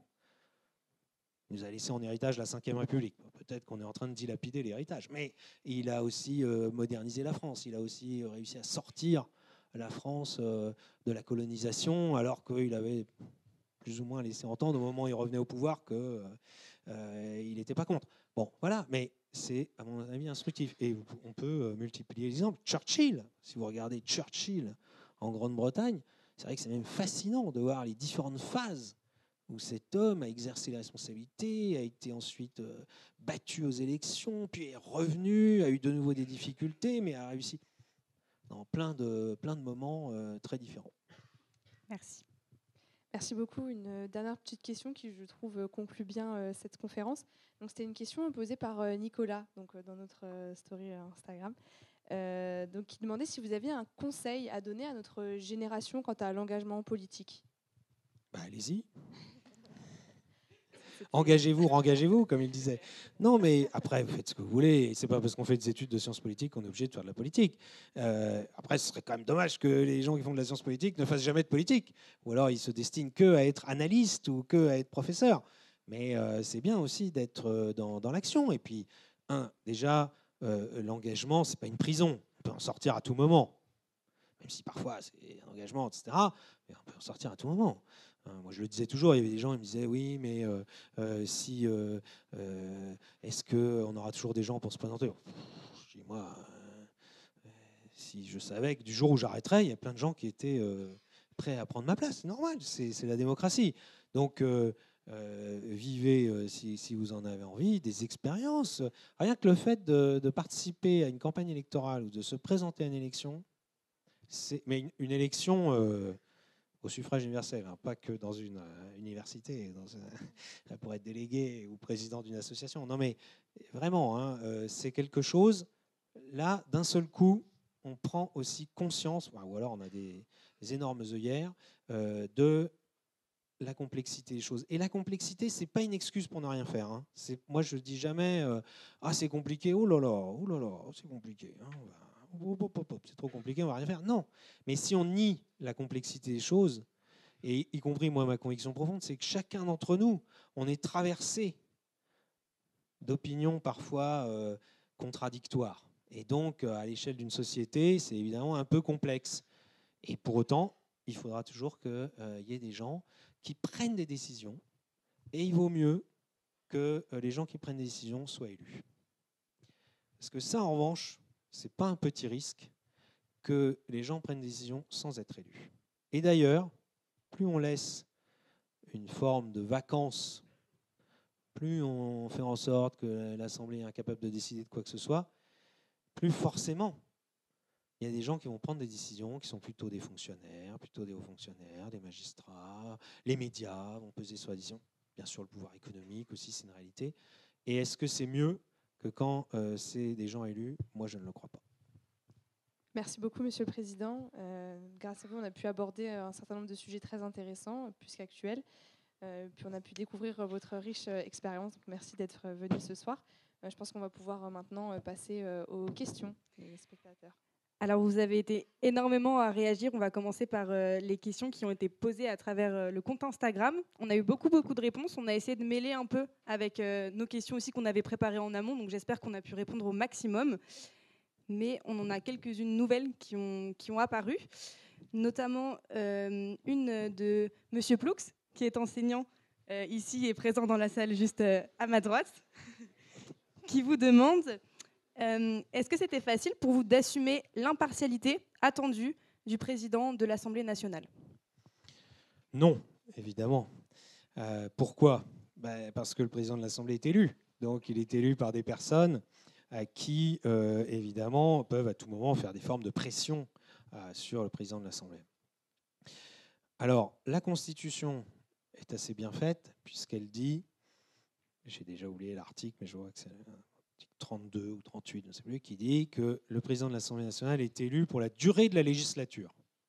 Il n'a pas dit élu pour 5 ans, parce qu'on ne sait jamais combien de temps va durer une législature, la preuve. Mais il ou elle, bien sûr, a été élu pour la durée de la législature.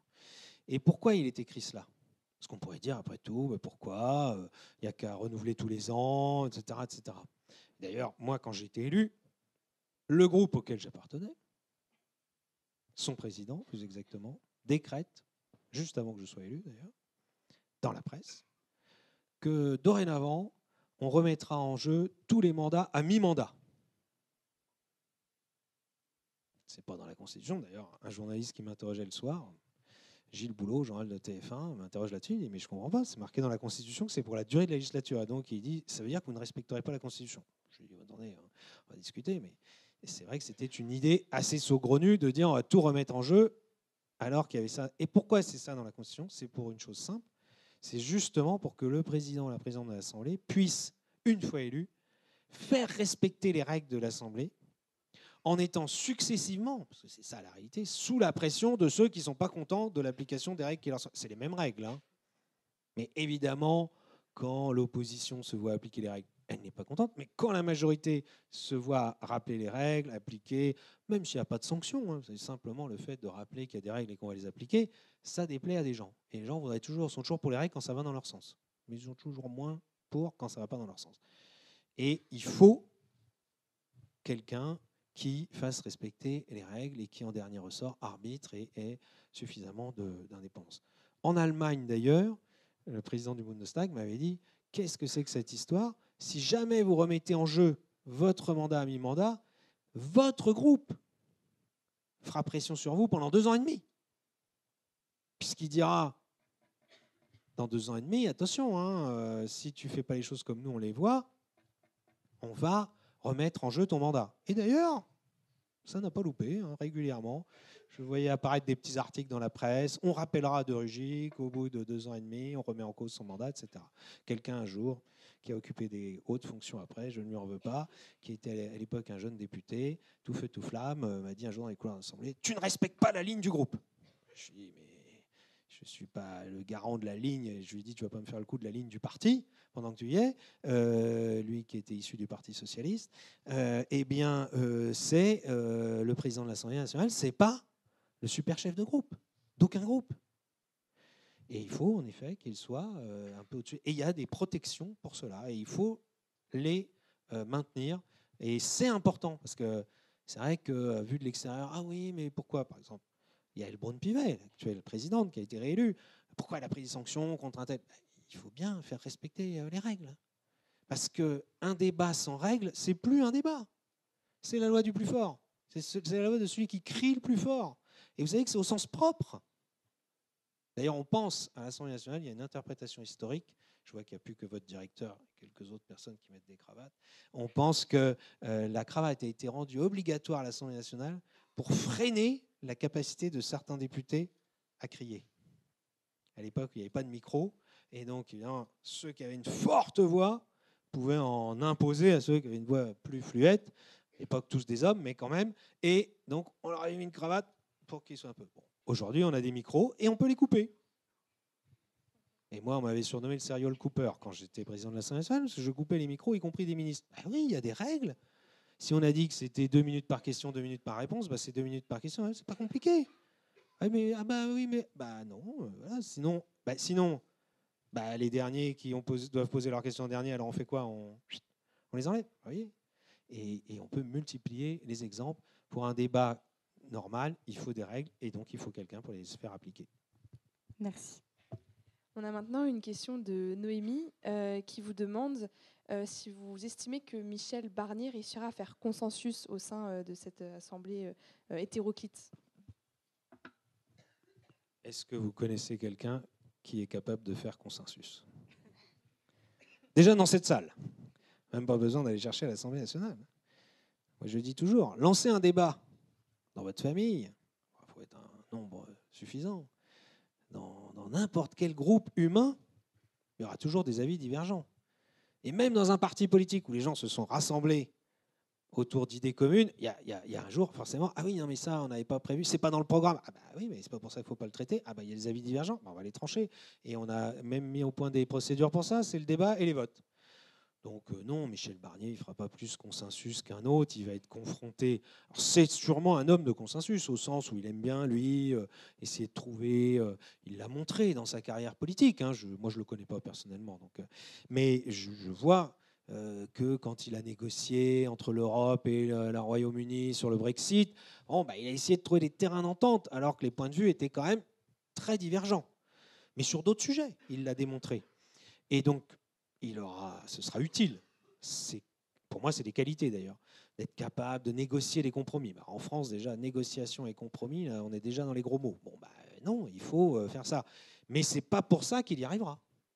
Parce que si à un moment donné, vous avez vu déjà les déclarations, ça fait même pas 2 semaines ou 2 semaines qu'il est nommé, que certains qui disaient, bon, on va laisser quand même, on va au moins voir, ils parlent déjà de censurer. Ils disent, attention, s'il y a tel ministre dans ce gouvernement, c'est des prétextes, on va censurer. Et puis maintenant, ils réclament déjà une nouvelle dissolution. Alors on peut compter les jours, hein, puisque il faut 12 mois d'écart, donc ça y est, il y a déjà 2 mois de passé. On peut faire. Bon. Donc il sera confronté à cette dure réalité. Et je pense que ça va être très difficile, et l'espérance de vie, si je puis dire, de son gouvernement est au minimum aléatoire, pour ne pas dire faible. Et encore une fois, on a oublié que c'était la norme entre 1945 et 1958. Tous les livres d'histoire sont pleins de tout ça, les gouvernements qui duraient 7 jours, parfois à peine nommés qui tombaient, parfois on disait « Oh, formidable, Pierre Mendès France a gouverné 7 mois, 8 mois, je crois, voilà. » Il a marqué l'histoire de France, l'histoire de la 4e République, en ayant gouverné 8 mois. Bon. Donc c'est peut-être vers cela que on va, et peut-être aussi qu'il réussira à aller, s'il y a un minimum d'esprit de responsabilité, jusqu'à l'élection présidentielle de 2027. Puisque de toute façon, il y a un grand rendez-vous démocratique qui est prévu, c'est en 2027. Et sachant qu'il y aura des élections entre-temps, municipales en 2026. Donc, franchement, on pourrait quand même se dire que l'instabilité n'est peut-être pas en soi une qualité. Mais après, chacun... Les députés seront devant leurs responsabilités au moment des votes sur les motions de censure. Certains ont déjà promis d'en déposer là, dès qu'il est nommé. Bon. Ça aussi, c'est un phénomène. Vous savez que depuis 2 ans, là, depuis 2022, il n'y a jamais eu autant de motions de censure de déposer. Au point d'ailleurs qu'à mon sens, on dévalorise l'importance de ce geste politique. Et donc, je ne pense pas que ça va s'arrêter. Merci beaucoup. On a Julien qui demande si, à titre personnel, vous vous êtes engagé pour favoriser le développement de nouvelles formes de participation citoyenne. Oui, je me suis beaucoup engagé sur le sujet. Je l'ai fait au niveau local d'abord, à Nantes. On a essayé d'innover dans différentes directions, avec plus ou moins de succès. Mais moi, je ne regrette pas un instant, parce que je pense que c'est utile. On tâtonne aussi, l'exercice de la démocratie, c'est pas tout écrit d'avance. Et quand j'étais ministre, j'ai essayé j'ai lancé, ça s'est poursuivi une fois que j'étais plus ministre, ce qu'on appelait à l'époque, on n'osait pas vraiment l'appeler, une assemblée tirée au sort. Et vous savez que pendant pas mal d'années, ça revient régulièrement, des gens qui disent qu'il vaudrait mieux une assemblée tirée au sort que élue. Ça, moi, je ne suis pas du tout d'accord avec cette idée, qui serait, à mon avis, très dangereuse. C'est d'ailleurs cette idée selon laquelle le choix serait meilleur quand il serait le fruit du hasard, plutôt que le fruit d'un débat et ensuite d'un vote. Bon, étrange idée, mais bon, il faudrait rechercher ce qui, dans l'âme politique française, fait penser qu'il vaut mieux s'en remettre ainsi au hasard. Mais on avait dit, ça pourrait être utile, sur un sujet, de réunir 150 citoyens tirés au sort, et on avait décidé de le faire après le mouvement des Gilets jaunes, sur les questions écologiques. Et j'étais allé voir en Irlande, j'allais rencontrer d'ailleurs des gens qui avaient conduit cela en Irlande, avec un certain succès sur un tout autre sujet, qui était la question de la réforme de la Constitution sur la question de l'avortement, puisque jusqu'à il n'y a pas si longtemps, l'avortement était interdit en Irlande dans la Constitution. Et c'était très intéressant d'ailleurs, le témoignage des Irlandais, notamment, c'était un professeur de sciences politiques, un vieux monsieur qui avait conduit tout cela et qui avait beaucoup de choses à en dire. On s'est inspiré de cela, mais je dois dire, c'est le bilan que j'en tire. Hein, pour moi, ça a été un échec. Pourquoi ? Parce que déjà, comme quoi même tiré au sort, les gens ont eu très vite des réflexes un peu politiques. Ils ont dit le sujet de la taxe carbone, qui avait quand même été le gros sujet de crispation au moment des Gilets jaunes, qui était le sujet sur lequel on avait dit c'est bien que des citoyens réfléchissent en dehors des considérations de partis politiques, etc., sur des solutions pour donner un prix au carbone, comme on dit, et lutter contre le changement climatique.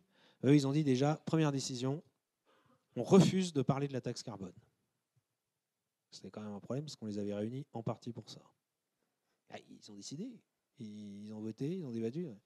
Et je sais, par des témoignages de gens qui ont participé, qu'à intervalles réguliers, il y a quand même des gens qui disaient on a quand même entendu des experts, on a entendu des gens qui disaient que quand même c'est un des outils, c'est pas le seul, assez incontournable pour lutter contre le réchauffement climatique, les émissions de gaz à effet de serre.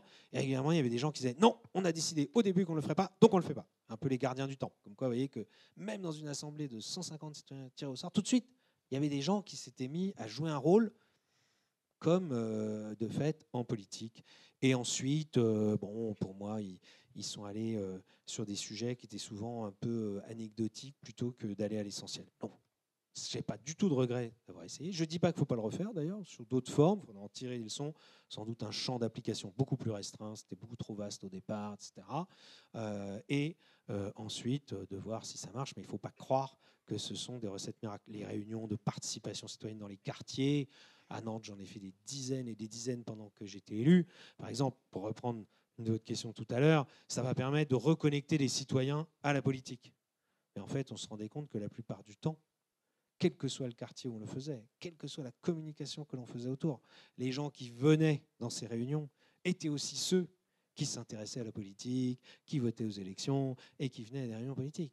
Et que ceux que ça n'intéressait pas ou qui pensaient, on a découvert ça, des gens pensaient que ça n'était pas fait pour eux. D'autres gens avaient peur d'y aller parce qu'ils disaient « qu'est-ce que mes voisins vont en penser ?» Bon, voilà, c'est des choses à un moment donné, c'est pas pour ça qu'il ne faut pas le faire, mais c'est pas d'un seul coup la panacée. Tout ça, pour moi, se complète avec la démocratie représentative, ou le référendum d'ailleurs, on n'en a pas parlé. C'est une possibilité, et on ne devrait pas s'interdire de le faire, au niveau national comme au niveau local. Mais là aussi, ce n'est pas une recette miracle, c'est un outil parmi d'autres. Merci beaucoup. Encore une dernière question qui a été posée cette fois-ci par David et qui demande si aujourd'hui, quelle doit être l'action de l'État vis-à-vis de l'écologie et est-ce que les enjeux environnementaux sont assez pris en compte en politique aujourd'hui? Il faut faire une deuxième conférence, là, parce que si vous me lancez sur ce sujet-là, est-ce que les enjeux sont suffisamment pris en compte? Ils le sont beaucoup plus aujourd'hui qu'ils ne l'étaient quand moi j'ai commencé à m'engager, il y a 30 ans. Enfin, c'était plus de 30 ans maintenant, il y a 33 ou 34 ans. À cette époque-là, on ne parlait pas de l'enjeu du climat, par exemple. Pourtant, le phénomène de l'effet de serre existait déjà. Il y avait eu une conférence internationale à Kyoto, je ne sais plus en quelle année exactement, mais il y a eu la conférence de Rio en 92 qui avait commencé à poser un certain nombre de choses. Mais de fait, il n'y avait quasiment aucune conclusion concrète qui en soit tirée dans les politiques mises en œuvre. Et à l'époque, d'ailleurs, les choses ont beaucoup changé depuis. En tout cas, pendant longtemps, quand on parlait d'écologie dans le débat public en France, dans les médias, en politique, ceux qui se faisaient entendre, c'est ceux qui disaient « Oula, il ne faut surtout pas faire ça, vous allez casser l'économie. Vous allez créer des injustices sociales. Donc, il vaut mieux ne rien faire. » Et d'ailleurs, souvent, la conclusion était « En effet, on ne va rien faire. » Ou quand on faisait, ensuite, on faisait souvent marche arrière. Et maintenant, et ça fait déjà quelques années maintenant que ça dure, quand j'étais ministre, c'était déjà le cas, quand il y a un débat quand il y a un sujet écologique qui vient dans les médias, dans le débat politique, au contraire, ceux qu'on entend, c'est ceux qui disent on n'en fait pas assez, voire on ne fait rien. Et ceux qui diraient attendez, ça peut quand même poser des problèmes économiques, sociaux, très souvent on les écarte et on dit non, pas de chantage à l'emploi, qu'est-ce que c'est que ces histoires, vous défendez les intérêts des entreprises, les grands groupes, Total. Donc tout de suite, les gentils, les méchants, bon, évidemment, Total étant du côté des méchants, et ainsi de suite. Bon. Et donc, on n'a pas un débat, à mon sens, à la hauteur, assez rationnel, assez argumenté. Il y a des actions qui sont menées. Ceux qui disent qu'on ne fait rien sont vraiment soit des gens, des pessimistes invétérés, soit des menteurs. D'ailleurs, moi, je le disais à une époque, pour moi, c'est les deux faces de la même médaille. Hein. Vous savez, ceux qui disent « Ah là là, on n'aura rien fait tant qu'on n'aura pas tout fait », et évidemment, tout de suite, ça mène exactement au même résultat que ceux qui disent « Oh là, c'est tellement compliqué qu'il vaut mieux ne rien faire ». Parce que, évidemment, si tant qu'on n'a pas tout fait, on n'a rien fait, il vaut mieux ne rien faire. Parce que c'est quand même difficile de tout faire tout de suite. Et d'ailleurs, chaque fois qu'on essaye d'agir et on se dit on va accélérer un peu parce que ce serait bien quand même de réduire plus rapidement nos émissions de gaz à effet de serre, si je prends cet exemple, mais il y a d'autres domaines en matière d'écologie, quand même, au bout d'un moment, ça coince un peu dans la société. C'est l'histoire des Gilets jaunes en 2018. Moi, j'ai été confronté au problème directement. J'étais à peine nommé depuis 2 mois qu'on avait ce problème-là, que personne n'avait vu venir. Quand on a voté à l'Assemblée nationale l'augmentation de la taxe carbone, je veux dire, quasiment personne n'a rien dit. Il y avait plutôt ceux qu'on entendait, vous n'allez pas assez vite, tant que vous n'aurez pas fait une fiscalité écologique, vous n'aurez rien fait. Ça. Quand il y a eu les Gilets jaunes, ceux-là, on ne les entendait plus, ils étaient tous aux abonnés absents. Mais le débat est ainsi déformé. Moi, je pense qu'on devrait et on pourrait agir un peu plus vite, que surtout on pourrait agir avec un peu plus de constance et de cohérence dans le temps, ce qui aurait beaucoup plus d'effet. Là, par exemple, vous avez un débat, il y a des gens qui disent non, mais sur la voiture électrique, ça ne marche pas, vaut mieux arrêter. Là, c'est toujours la même chose. ceux qui disent ça va pas assez vite, et ceux ça va trop vite, donc il vaut mieux arrêter. Bon, bah ça, je pense que ce serait catastrophique. Parce qu'au moment où on a réussi à emmener l'industrie automobile européenne, et on peut le dire quasiment mondiale, vous pouvez regarder, les Chinois, les Japonais, les Américains, tout le monde est dans ce mouvement-là, on dirait, on envoie un signal où on arrête tout, on dit stop. Ah, vous avez tous les inconvénients. Vous avez les inconvénients de mettre une industrie dans une période où elle ne sait plus dans quel sens elle doit aller. Les investissements énormes qui ont été consentis seraient pour une part perdus. Des citoyens consommateurs, qu'est-ce que je fais? Ah ben, il vaut mieux que... Ah bon, ben, je vais racheter une voiture essence ou diesel. Et dans quelques années... Ah ben non, en fait, là, maintenant, il va dire, mais attendez, vous vous moquez de nous. Il faut faire preuve d'un peu de constance. Il vaut mieux d'ailleurs peut-être aller un peu moins vite parfois, mais continuer à avancer, suivre la trajectoire sur des sujets comme ça, que zigzaguer. Et à ce moment-là, on a des résultats. On en a en France d'ailleurs des résultats. Moi, je combats aussi cette idée qu'en écologie, on n'y arrive jamais. Moi, quand j'avais votre âge, ou même encore avant, c'est vous dire si ça fait longtemps, eh bien, on parlait non pas du tout de l'effet de serre, mais du trou dans la couche d'ozone. Et on parlait d'un autre problème, les pluies acides. C'était ça les deux grands sujets écologiques. J'ai refait une petite recherche sur l'histoire.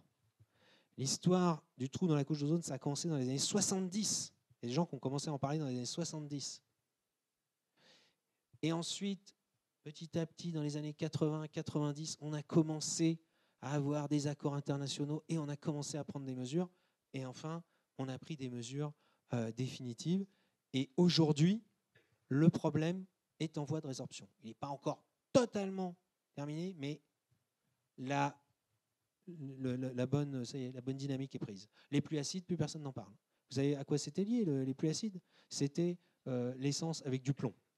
L'additif au plomb dans l'essence.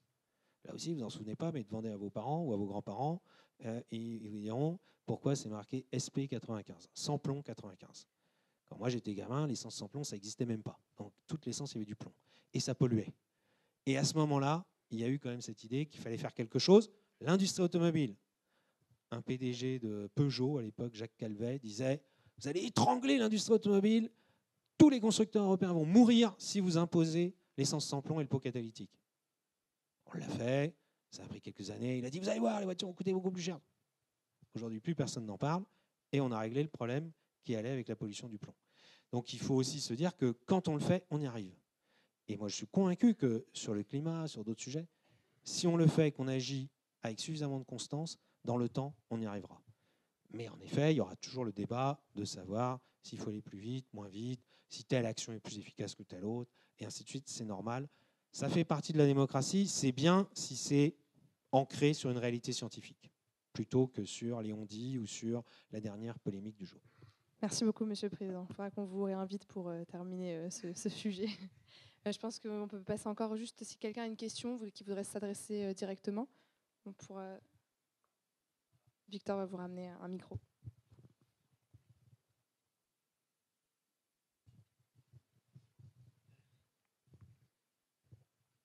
Bonjour Monsieur de Rugy, Lucas Bonsoir. Babin, étudiant en Master 2 de droit public, sécurité, défense, ici à l'ICES.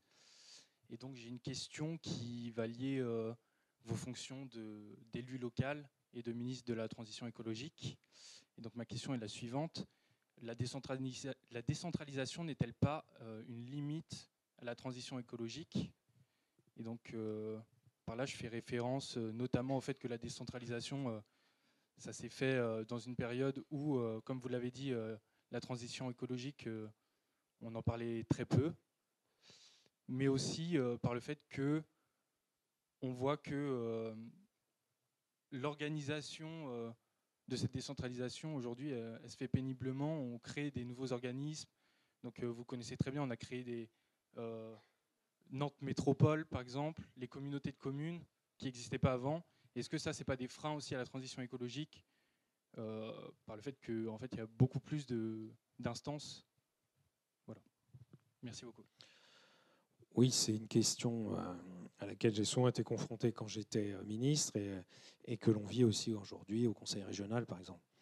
En fait, je pense que pendant longtemps, il y a peut-être encore des gens d'ailleurs qui pensent cela. Ils se disaient, s'il y a plus de décentralisation, on ira plus vite dans la prise en compte de ces problèmes et dans la mise en place de solutions, parce qu'il y aura une pression de la population.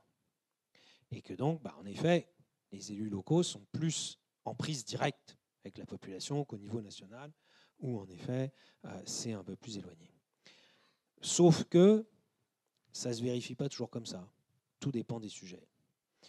Si vous prenez l'énergie, par exemple, quand vous dites au niveau national, demandez aux gens, est-ce que vous êtes favorable au développement des énergies renouvelables? Oui, massivement. Si ensuite vous précisez la question, vous êtes favorable au solaire? Oui. Vous êtes favorable à l'éolien? Un peu moins que le solaire, mais il reste une très large majorité. Et quand vous allez au niveau local, là, ça commence à changer. Non pas que les gens soient complètement schizophrènes, qu'ils aient un avis différent entre les sondages au niveau national et ce qu'ils expriment au niveau local. Simplement, ils disent les éoliennes, oui, mais pas chez moi. Et ils trouvent toujours, mais j'en ai rencontré, mais alors des dizaines. Avant d'être ministre, après, pendant, etc. Ah non, mais moi, j'ai rien contre les éoliennes. Et d'ailleurs, je suis pour le développement des énergies renouvelables. Mais là, à cet endroit-là, alors, les plus polis, c'est pas adapté. Les plus directs disent faut le faire ailleurs. Voilà, je peux vous donner des exemples vraiment à foison. Bon, mais on pourrait dire la même chose avec une centrale nucléaire. En France, vous avez plutôt un soutien majoritaire au nucléaire. Ça, c'est en général. Après, si vous dites, tiens, on va installer une centrale nucléaire entre La Roche-sur-Yon et les Sables-d'Olonne, là, d'un seul coup, même des hommes politiques qui, au niveau national, sont pour le nucléaire, non, mais je pense que ce serait beaucoup plus adapté sur la vallée de la Loire. Pourquoi vous voulez le faire sur la mer, à côté des Sables-d'Olonne? Si, c'est bien pour une centrale nucléaire d'être au bord de la mer, pour le refroidissement, il y en a en Normandie. Voilà, donc pourquoi on n'en ferait pas une en Vendée? Oh non, attendez, en Vendée, il y a du tourisme. Oui, mais alors il faut bien fournir de l'électricité. Ah bah oui, non, mais on n'a qu'à la faire là où il y en a déjà. C'est ce qu'on fait d'ailleurs. On a trouvé une solution pour le nucléaire, on le fait là où il y en a déjà. On ne peut pas le faire pour l'éolien, parce que vous ne pouvez pas mettre une éolienne sur une autre éolienne, et ainsi de suite. Donc, voilà, moi je suis plutôt pour la décentralisation dans plein de domaines. Je dis simplement, il ne faut pas perdre de vue l'intérêt général. Et l'intérêt général d'un pays, comme la France, mais on pourrait même dire d'un continent comme l'Europe, en tout cas d'une entité comme l'Union européenne, c'est d'avoir un réseau électrique qui marche avec de la production d'électricité en suffisamment grande quantité. Or ça, si vous commencez à décentraliser la décision là-dessus, je peux vous dire le résultat avant même que ça commence, eh bien, vous n'aurez pas la production suffisante. Parce que tout le monde pensera que c'est l'autre qui doit faire l'effort. Et je vais vous dire, je disais que les panneaux solaires étaient moins impopulaires, plus populaires que les éoliennes. Mais dès qu'on commence à dire, tiens, on va mettre des panneaux solaires de grande surface sur des champs, ah ben non, mais pas chez moi là. Et là, la terre elle est très utile. Mais non, elle est en friche. Non, mais on va là, voilà, et ainsi de suite. Donc les méthaniseurs, produire du gaz renouvelable plutôt que d'aller en acheter un en Russie, en Ukraine, au Qatar, en Algérie, c'est quand même bien si on peut en produire chez nous. On a les ressources. Ah oui, mais non, en fait, c'est pas bien, ça sent mauvais. C'est faux, mais c'est pas grave, et ainsi de suite. Donc, il faut quand même avoir une politique d'intérêt général. Là aussi, si vous regardez les livres d'histoire, vous verrez que c'est pas nouveau. J'ai lu un jour un livre sur la ligne de chemin de fer Nantes-Châteaubriand, parce que la région des Pays de la Loire a financé la réouverture de cette ligne il y a quelques années. Et donc, elle a édité un petit livre sur l'histoire. Eh bien, ce livre, c'est sur comment elle a été installée, cette ligne, au départ, au 19e siècle. Et donc, on est allé commune par commune, demander déjà à l'époque, quel est l'avis du conseil municipal. Oui, il y avait la moitié qui ne voulait pas en entendre parler. Il va y avoir des nuisances, il va y avoir du bruit. Il y en avait une commune, elle avait dit, moi je veux bien, mais je veux percevoir une taxe à chaque passage de train. Comme quoi, c'est pas nouveau. Et d'ailleurs, il y en a qui ont eu des dédommagements financiers, tout ça. Bon, voilà. Et est-ce qu'on s'interdit de faire une ligne de train? Est-ce qu'on demande à chaque commune? Parce que s'il y a une commune qui dit non, vous ne pouvez pas la faire. Mais ce que je vous dis là, ce n'est pas de l'absurdie. Je vais vous dire, en banlieue parisienne, il y a un projet de tramway qui a été bloqué pendant des années, qui reliait des banlieues, plus des banlieues difficiles dans le nord de Paris, en Seine-Saint-Denis. Pourquoi? Parce qu'il y avait une commune qui bloquait, qui disait, je ne veux pas que ça passe chez moi. Donc, il faut qu'à un moment donné, on ait la décentralisation, oui, pour tout un tas de sujets, et quand même la capacité à ce que l'intérêt général puisse s'imposer contre les intérêts particuliers. Est-ce que ça a encore une valeur aujourd'hui, l'intérêt général versus les intérêts particuliers? Je l'espère, parce que sinon on n'ira pas bien loin. Parce qu'ensuite, les mêmes citoyens iront hurler si là, tout d'un coup, on nous plongeait dans le noir. Et ils auraient raison d'ailleurs. Moi, quand j'étais ministre de l'écologie, j'étais ministre de l'industrie, de l'énergie, pardon. L'énergie était dans le ministère de l'écologie. Et quand je disais aux journalistes, vous savez, avant de fermer une centrale, quelle qu'elle soit, même une centrale à charbon, il faut quand même se préoccuper de savoir si on a la sécurité d'approvisionnement en matière d'électricité. C'est marqué dans la loi. Le ministre en charge de l'énergie est responsable de la sécurité d'approvisionnement en électricité. C'est bien normal.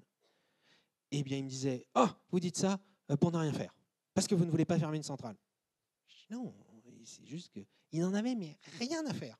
Les mêmes journalistes, 3 ans plus tard, parce que c'est arrivé en 2022, ont dit, quel scandale, ces politiques incompétents qui n'ont pas été capables de faire en sorte qu'il y ait la sécurité d'approvisionnement en électricité, c'est vital, etc. Ben oui. Donc il faut parfois résister à la somme des intérêts particuliers. Il y avait des gens à l'Assemblée nationale, ils déposaient des propositions de loi pour qu'il y ait un référendum dans chaque commune sur les éoliennes. Puis ils disaient, si une commune ne veut pas, elle n'en fait pas. Alors on va faire la même chose pour les lignes à haute tension. Parce que, attention, un réseau électrique, les gens qui vous racontent qu'on va faire que dans son petit coin, ça n'existe pas, ça. Si, ça existe pour un chalet en montagne, voilà, mais si on veut faire tourner notre économie, notre industrie, être sûr d'avoir de l'électricité, de l'éclairage, etc., il faut un réseau. Le vital, c'est d'avoir un réseau. Le réseau, si vous dites qu'il ne peut plus passer à plein d'endroits parce qu'il y a des gens qui ne veulent pas, ça veut dire que ça ne marchera plus. Et au niveau européen, d'ailleurs, on a une politique très peu connue, mais très dynamique sur les réseaux, pour interconnecter les réseaux européens. Heureusement qu'on le fait. Et la question qui pourrait se poser, c'est est-ce qu'il ne faudrait pas aller, d'ailleurs, monter d'un cran? Mais vous voyez les débats en France, mais pas qu'en France, dans d'autres pays d'Europe. Si vous dites demain, une part de la politique énergétique, elle est décidée au niveau européen, parce que c'est là qu'on aura vraiment l'efficacité. Et qu'on aura vraiment sûr que l'Europe sera toujours avec une énergie abondante et sans être dépendant de la guerre de la Russie en Ukraine ou de ce genre de choses. On en est loin, mais c'est plutôt à ça si on devait réfléchir, c'est à ces différents niveaux. Décentralisation, État, Europe. Merci beaucoup, Monsieur le Président. Je vais maintenant laisser la parole à Ethan pour conclure cette conférence. Très bien, ça marche.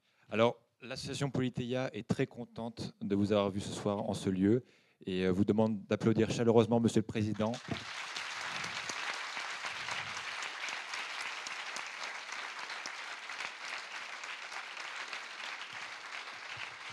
Merci pour votre participation nombreuse et tardive. Merci à vous. Et je voulais transmettre un message très succinctement. Demain, il y a une nouvelle conférence organisée par Ictus sur faut-il avoir un doctorat pour réussir en amour. Je vous convie à cette conférence. Et de fait, ça n'attire pas tout le monde, mais vous pouvez y aller. Et le lundi 23 septembre, faire à l'angoisse du monde avec Jean-Thomas de Beauregard. Enfin, nous serons ravis de vous retrouver le 26 septembre à un apéropos organisé par le général Boyez, le colonel Boyez, organisé par Politeia. Je vous remercie, passez une très bonne soirée. Bonne soirée et merci à tous.